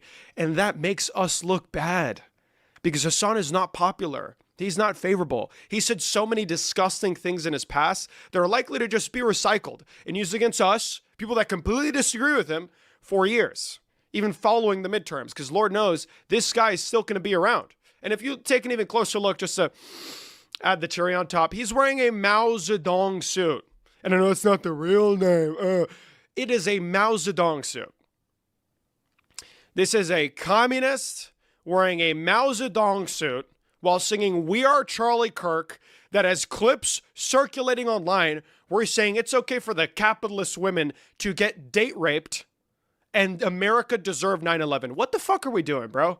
Why is this guy being given any airtime by the Democratic Party? Why are we entertaining this guy? Why are we shooting ourselves in the foot? This suit is so corrosive and toxic. And to further prove my point, I want to show you guys what is it that's going on online. You know you did something wrong when Laura Loomer has the confidence to go online and talk shit like she doesn't represent the White House. But Laura Loomer does this all the time. This is kind of her entire thing. Like you are agreeing with Laura Loomer. He's like, you know you did something wrong with Laura Loomer's coming after you? Yeah, honestly, that means you did something correctly. If Laura Loomer is against you, 9 times out of 10, you're on the right side of history. The Democrats are campaigning with Hassan Piker as he mocks the assassination of Charlie Kirk. The Democratic Party is the party of assassination culture. You see what I'm saying? No, not really. It's the Red Scare shit. And we're a liberal party. What? I don't know what he means by that. How is this Red Scare?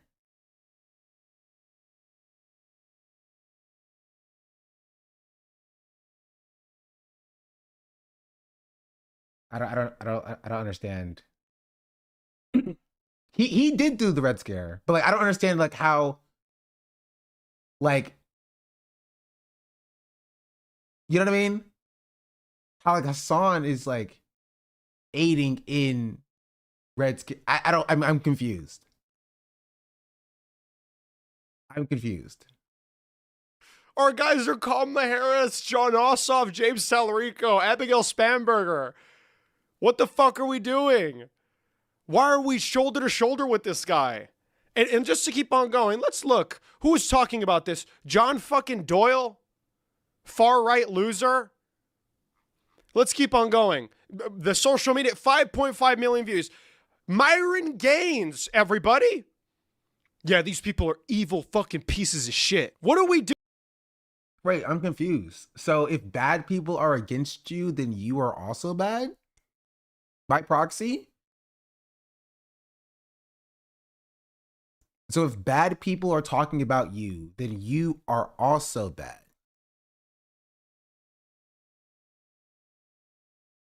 I don't get it. I don't know what he means. This isn't even like fun, like Hassan hate content. I'm just kind of confused. I don't know what his point is. But I mean, I know his point is just like the Democrats shouldn't associate with Hassan.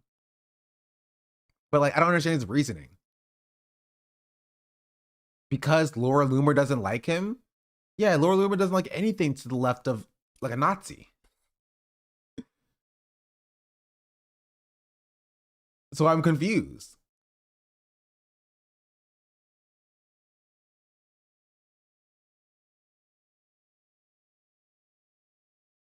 He was supposed to debate students and Charlie Kirk. Well, to be fair, I think he joined the Unfuck America tour after Charlie Kirk's assassination. No, after everybody already left it. I don't know if it was after the assassination specifically. I don't remember. Doing Jack Posobiec. Here is Hassan Piker mocking the murder of Charlie Kirk as we approach the 1-year anniversary of his assassination. The Bolsheviks will kill us at all, and they will laugh about it. It's everywhere. Unofficial Democrat spokesman Hassan Piker is glorifying the assassination. You see what I'm saying? Congrats to every Democrat, along with the New York Times and CNN, for platforming this evil person. You see what I'm saying? They're platforming this loser who... I mean, yeah, we know Myron Gaines sucks. He's also like a Nazi. Like Myron Gaines is also a Nazi. Like he's on camera like Nazi saluting because like he thinks it's like a joke and a meme. I just don't understand why like this guy has an issue with like, yes, of course, Nazis are going to be mad at leftists. They're also mad at liberals. You should be aligned together against the Nazis. Why are you siding with the Nazis being mad at Hassan? Right? Which is also funny. Yeah, he also quote tweet Ye. So he's like, look at all the people who are yelling about this, the Nazis and me. Look, it's Laura Loomer and Myron Gaines and Jack Posobiec and me. Look at all the people who hate this. Who doesn't support liberalism, who doesn't support the Democratic Party, who doesn't support democracy. He's authoritarian. I'm sorry. It's so funny to be like, he doesn't support liberalism, he doesn't support democracy, and Will's just like with a flashlight being like, we are trying to support the Democratic Party, who doesn't support democracy. Right, he's authoritarian. They're just like living their best life, and he's just like seething. He's like seething and crying, and they're just like having their best life in the clip. Authoritarian. He wants a violent revolution. They're making him seem like the poster boy for our party. Hey, listen, that's a personal problem. That's a personal problem. Listen, if you don't like that, maybe you should, I don't know, be more liked, I guess. What do with it? He's walking around with Daria Liza? Zoran Mamdani? Bro, these people are not the front of the Democratic Party making the decisions, deciding the party platform. They're part of the DSA, running under our umbrella. He's so sad. This is literally him crying. Aww. He's like, this is our party.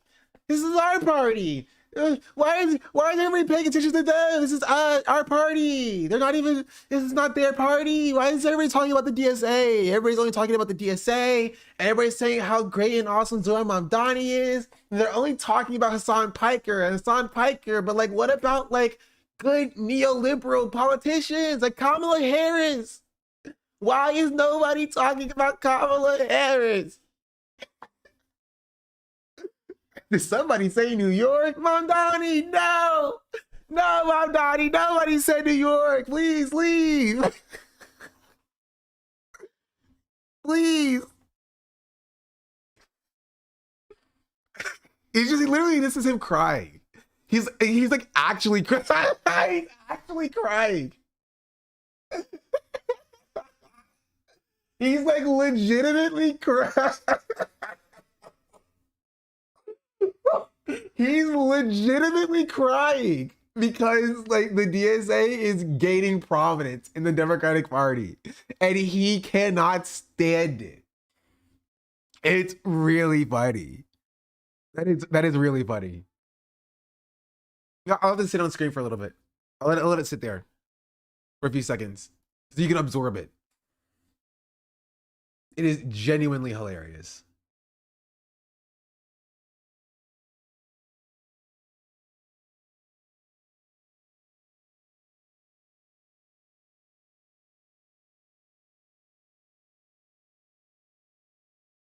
Okay, let's continue.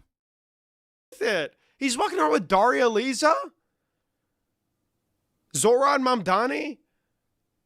Bro, these people are not the front of the Democratic Party making the decisions, deciding the party platform. They're part of the DSA, running under our umbrella, and it makes us look bad. In no world where there is an authoritarian president who is violating our constitution, destroying our economy, getting us in wars overseas, destroying our standing on the world stage, in no world should they have any fucking ammunition. And it's so easy for us to win. It's so easy. We got it. We got the John Ossoff. You got it. But for some reason, we just want to make it harder on ourselves by positioning next to this fucking dumbass. Why? Why? Why do we need to soften up to these people when we know they're going to hurt our odds? And it's just not just a vibes thing. It's empirically fucking true. The DSA is underwater. It's more unfavorable than MAGA and Donald Trump. You see what I'm saying? Like, to the Democratic Party, I'd love to see that polling. I genuinely love to see that polling.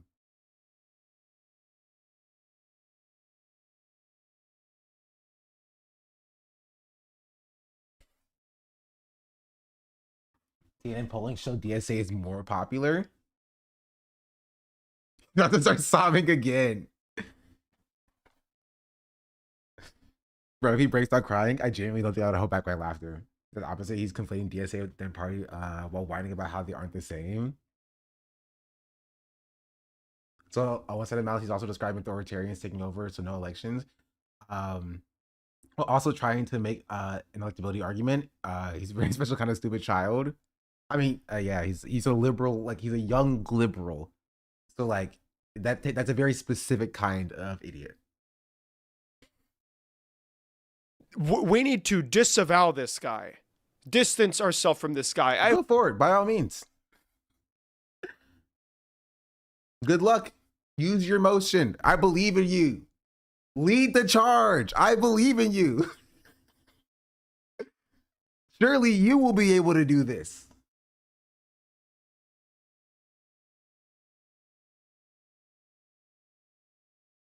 I have nothing to do with Hassan Piker. I don't fucking support Hassan Piker. He's a fucking loser. Attention. What does he care about democracy? This guy doesn't give a shit. He makes a shit ton of money. He lives in Los Angeles, like a big ass house. Has expensive ass clothing on. This guy's not a working class hero, motherfucker. But we're giving him the ammo, and that's the biggest problem. If Hassan Piker was just doing his fucking thing, walking around, it is what it is. We live in an America where one side is going to weaponize everything against us because they're desperate, because they're losing, because they're so incredibly unpopular as a result of their terrible authoritarian policy, but they want to put us on equal footing. They want to put us on the same level. They want the average American to think that, again, it's a choice between two evils. And it's not. It's really not. So we cannot continue to make space for people like this who are just corrosive to our party, to the mission, to make this country a better fucking place. Because at the end of the day, it is what it is. And I'm having a tough time myself supporting someone like Abdul Sayed. And even then, he's ostensibly not even a part of this group. But look at his polling. It's a neck and neck race. Why? I mean, he beat Haley Stevens, though. I wonder if you're going to talk about that part. He beat $70 million. He beat your guy. Or gal. So, I think it's an interesting point. Why? These people are not electable nationwide. They're walking around. You're not even electable in Democratic primaries, so I don't know what to tell you. I don't know what to tell you.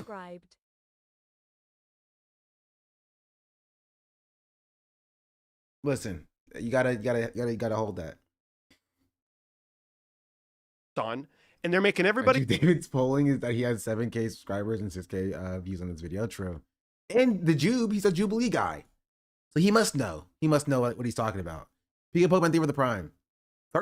34 months. Much appreciated. They think that they have a fucking chance while they support an authoritarian in Donald Trump who try to overthrow American democracy, that they have a chance to criticize us when they don't. We're not on equal footing. I support democracy, freedom, prosperity for every single American. You're right to say what you want to say, even if it goes against, even if it's at variance with the administration. But these people don't. And in no world do they represent the core of the Democratic Party. Wait, what people? Like Hassan doesn't? You saying Hassan doesn't agree with that?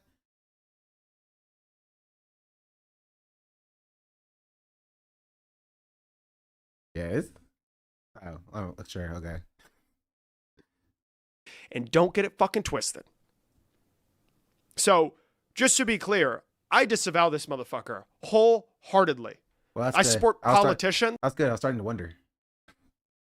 I was starting to wonder throughout this video, like, does he think Hassan Piker is a good guy? Now I know.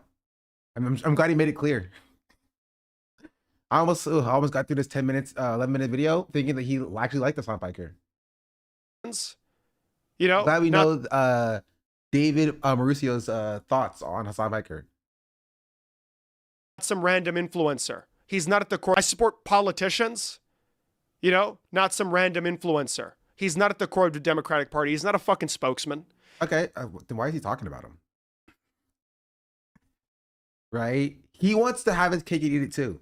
He wants to pretend Hassan has all this influence, which is why he needs to address him, but also has no influence, which is why he is irrelevant and should go away.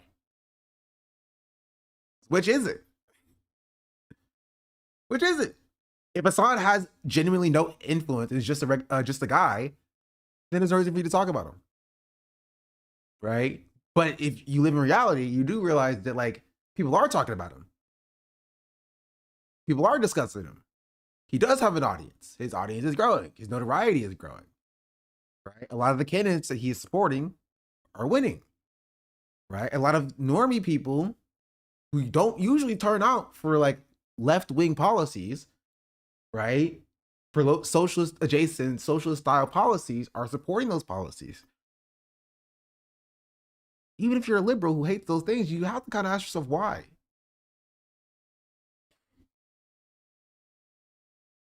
You know? And you cannot allow for Republicans to run this message as if it's fucking true, because it is not. And it's absolutely ridiculous. Yes, we cannot give these. I did see this.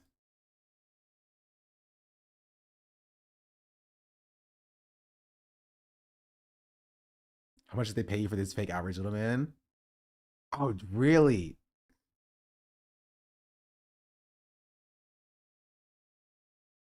This was like last week. This was a week ago. Oh, well, about a week ago.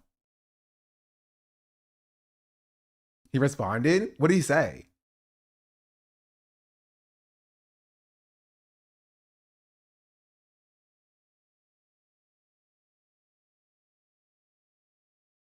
Here, I must not find. Oh, he said, listen, I know the fact that you're on the older side might be hard to have a critical convo with someone like me. If you're scared, just say no, queen. So he didn't answer the question. He didn't address the fact that, oh, wait, there's more. We carry the flame. He was doing it this year.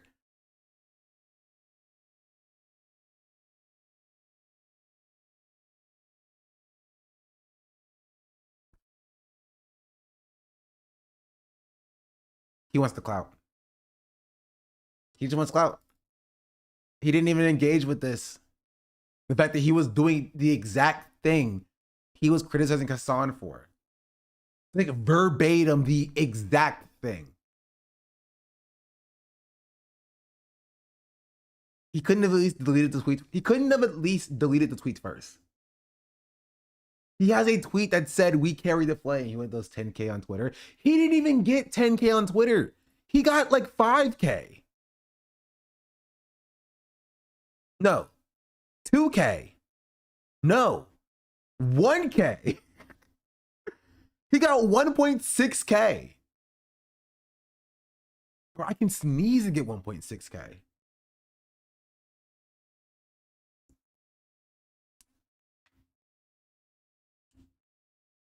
I feel like they're partially mad that Hassan has this platform and he's not energizing the base to door knock for filmmaking donate to their candidates. Am I wrong for thinking that? Yes, you are wrong. They just hate anything left of liberalism. Hassan can be doing that for their candidates and they still would hate him. Because they hate anything nice. They hate puppies and rainbows.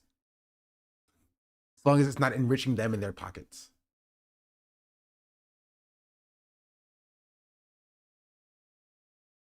They literally, they're centrists. They are literally the we hate everything party. Things can't be better. We did see that Trump mentioned Hassan by reference, not by name. We're close, almost there.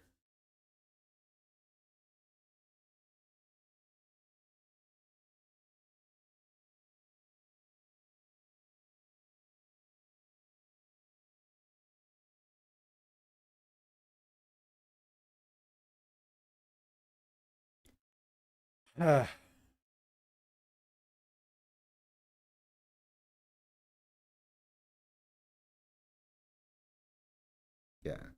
You read birthday cards at the White House. Listen, I'm not going anywhere near the White House.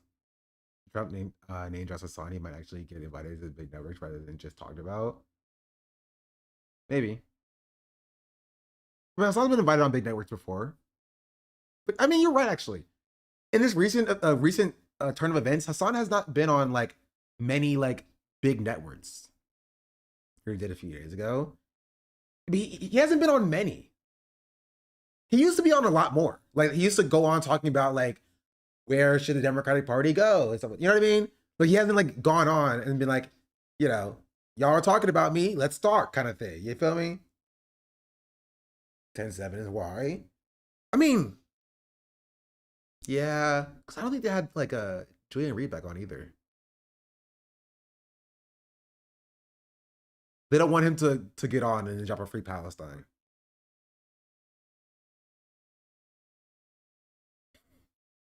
It's Hannity.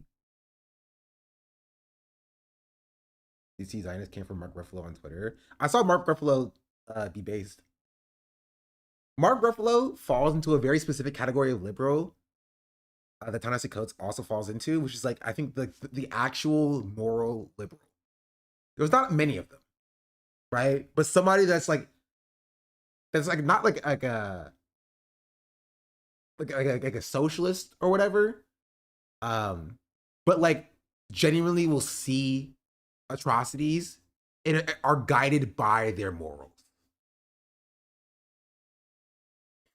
You know, anti-Iraq war liberal, yeah. And I'll take that. I'll take that. Ben Affleck too, but I think Ben Affleck also falls into that category, and I'll take that. Like I won't criticize them for that, right? Can they be better? Yeah, but I think that there are better targets for my ire than people who like genuinely will see atrocities and will be affected by them, right? And that's a little bit different than like ideological liberals.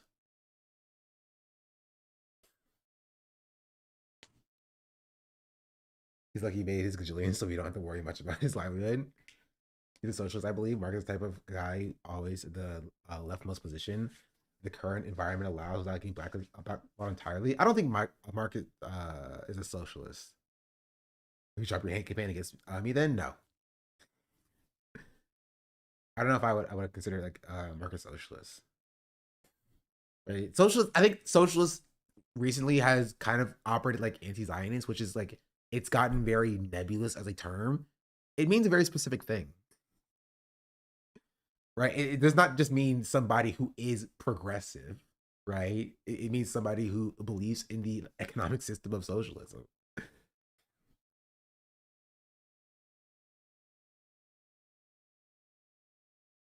Do you condemn Piker? I've condemned Hassan Piker since my birth, obviously. This is a strictly third worldist chat. I don't know if I go that far.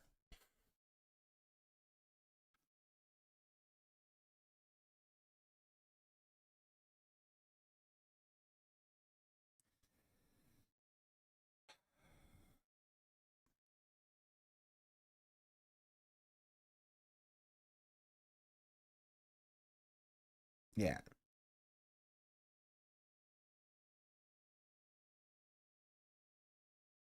Twitter might be listening again. I just got this tweet.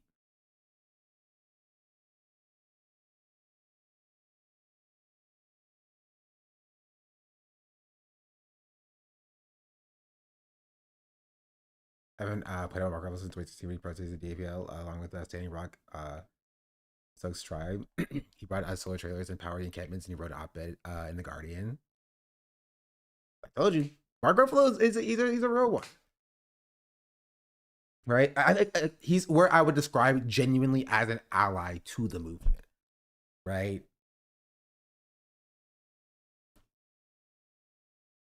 Like genuinely, I have no critiques. He's always just there.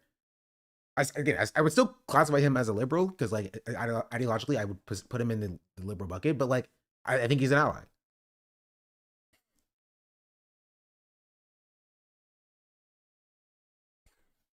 Then this is different than somebody like Mark Cuban, right? Take Mark Ruffalo versus Mark Cuban. Mark Cuban is what I would say is an ideological liberal. He's a liberal because it optically makes him appear moral, but he can still make his billions of dollars and be unaffected by it, right? Mark Cuban's not going to talk about like the genocide. He's not going to talk about ICE brutalizing protesters, right? Or separating families. But he'll talk about maybe prescription drug prices are a little bit too high, which is why you should go to my website and buy drugs there because it's a little bit cheaper. And then he gets applauded for being a good billionaire, but he never does anything, meaningful with his influence. You know what I mean? You see the difference there? Rivers met up with Kushner. Yeah, we talked about it earlier. Who, as a celebrity, is really in the movement? Like Cynthia Nixon. She's a politician too, though. I don't know. I don't really like celebrities. I don't do celebrities.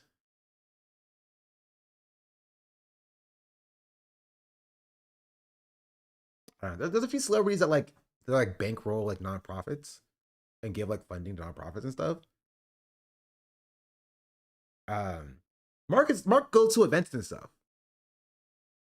Cuban loves capitalism. Ruffalo seems like capitalists willing to try other systems. Yeah, Susan Sarandon's still in. Not necessarily. She's around, but she's not like in the movement as much as she was. She's around now. I'm not gonna credit to Susan Sarandon, of course. If we're still mutuals, I think we are still mutuals on Twitter. We are still mutuals. Okay, we're good. We're good. Who has been blackballed? Of course.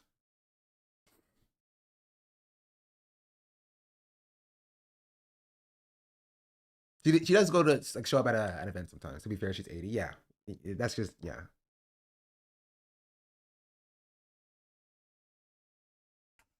I think Mark Ruffalo speaking out against ICE. No, I'm talking about Mark Cuban. I watched Coates interviewing Hassan Minaj. Wasn't sounding much like a liberal there, but I agree that he ain't a socialist. Yeah. I saw a little bit of it. He's popping on. I think I still would classify him as a moral liberal just for the classification part of it. I mean, he's more radical than a lot of white leftists are, to be fair. But yeah, I think a lot of white leftists are also still liberal, but they get classified as a leftist because class is all that kind of really matters. That distinction, right? But they are. Yeah, the political spectrum is a weird thing. Anyway, I think I made my point. I have to finish some readings for class tomorrow.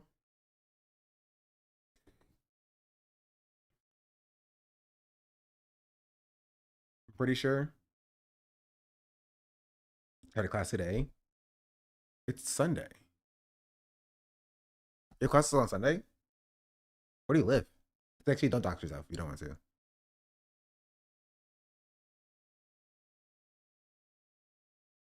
Gaming started to with Genius, by the way. I just wanted to play some games, to be fair.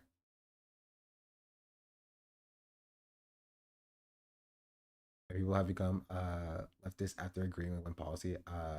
Like you have to support everything to be principled and above made up standards. Yeah. Have online. Oh, that sucks. Sorry, chatter. People start to recognize that they're screwed over. It's easier to explain how they're being exploited and hook up to a capitalist framework.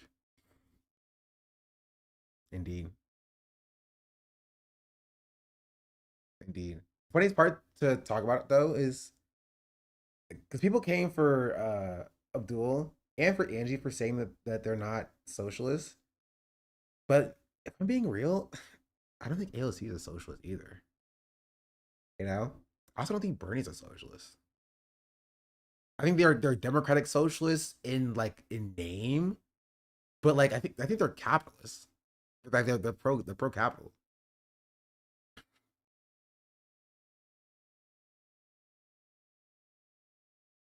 Stock Dems, yeah. It's not even socialism what they advocate for. Socialism is inherently anti-capitalism. Yeah. Which is fine. We can be allies. But I think it's an important distinction to make. Right? Which is why I think I trust Angie and Abdul more than I would trust Bernie and AOC because they're honest about it, right? When I look at Angie and Abdul and they say that they like capitalism, I can work with that, right? I can maneuver around that. I'm like, all right, sure, let's get this done. But as somebody who claims to be a socialist, but for some reason never seems to want to push with socialism, you can, yeah, you can work around that, right? You can make temporary allyship with somebody to push for a specific endeavors, right? So long as you know what they're there for, right? Yeah, it's a W, you know,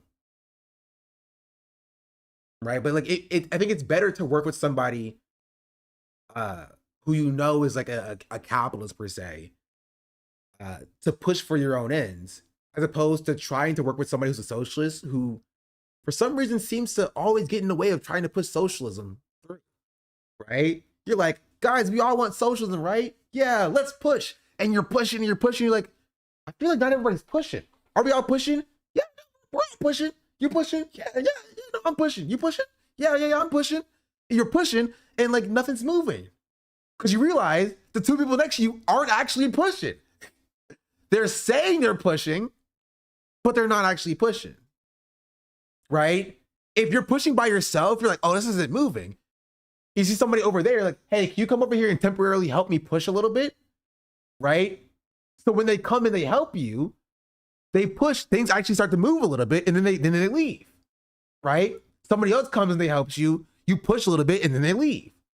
That's way more effective than two people sitting right next to you claiming that they're pushing, but they're actually just doing nothing, you know? Does that analogy make sense?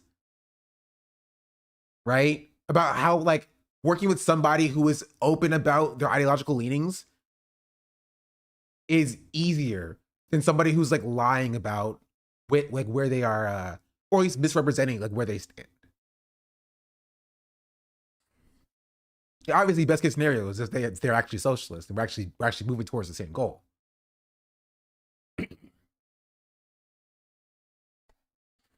So, whatever AOC endorsement of Angie and she for your rights last month. I saw a weird post that was like, I think she's like torpedoing her chance of the presidency. I don't know about the AOC's egg freezing saga. I think I would put that in the bucket of like a weirdly misogynistic post against AOC. Like that's like of the criticism of AOC, like that's like one of the worst ones. What'd you say? There was a Twitter post that was, okay, so you're not gonna just listen to me when I speak the first time. There was a Twitter post that I saw responding to one of AOC's like egg freezing posts that was just like, I think she's torpedoing her political her presidential campaign by making these egg freezing videos. You know? That's the thing.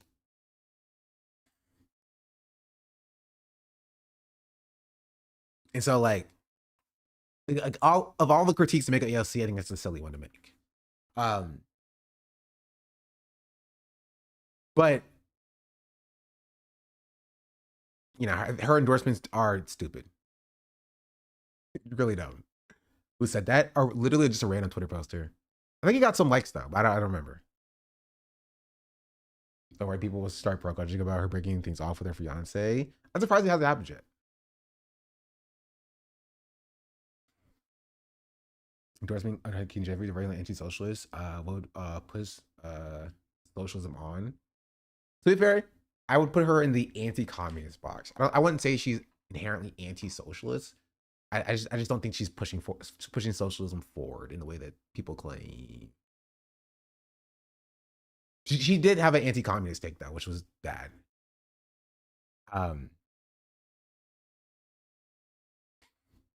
Have you seen Vanilla Mace recently talking about her about AI, how her dad as a graphic designer lost his job and they're selling their familial home? She asked her friends to stop and use AI, explain how it harms people. It's nice to see.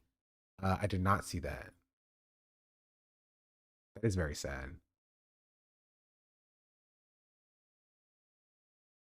It does suck.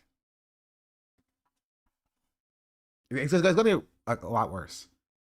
The job market's already bad. People are already losing their jobs. It's gonna get a lot worse. And we don't have the COVID excuse to like help people out. Right. So people, because like with COVID, and COVID wasn't even a lot, you know what I mean? But with COVID, the government at least had an excuse to like give people pennies. Right. Which again, like to be completely fair, like there was only like one round of stimulus that came out, and it happened under Trump. The fact that Biden did not continue the stimulus program is absolute insanity. He was like, all right, back to work, get back to work, you slaves, wage slaves, back to work, you losers. Craziness, right? We could have pushed towards a more humane system around labor that had the government actually focus on, you know, helping people. And we could have had that for the last 6 years, by the way. The last 6 years could have been based around exactly and specifically that, but we can't have nice things.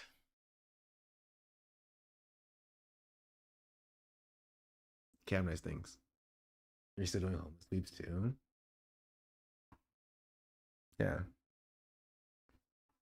Yeah, so is California. And the guy who's dated is running for president. 2028. Don't we love Gavin Newsom? Don't we love Gavin Newsom? Any final thoughts? I'm tired. I have to go I'm gonna grab my printer from my car, and then I have to go print out some articles. I'm gonna read some articles, and then I'm gonna I may come back later to play some Pokemon, and then I will listen to some Dungeon Crawler Carl, and then I will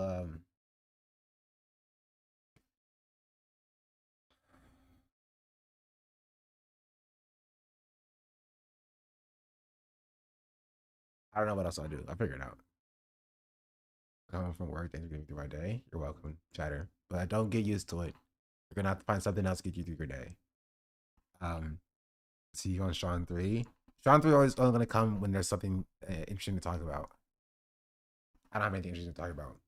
Maybe when I get a date. If I get a date, I'll go to Sean 3.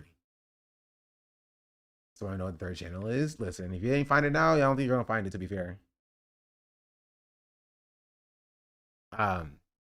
So by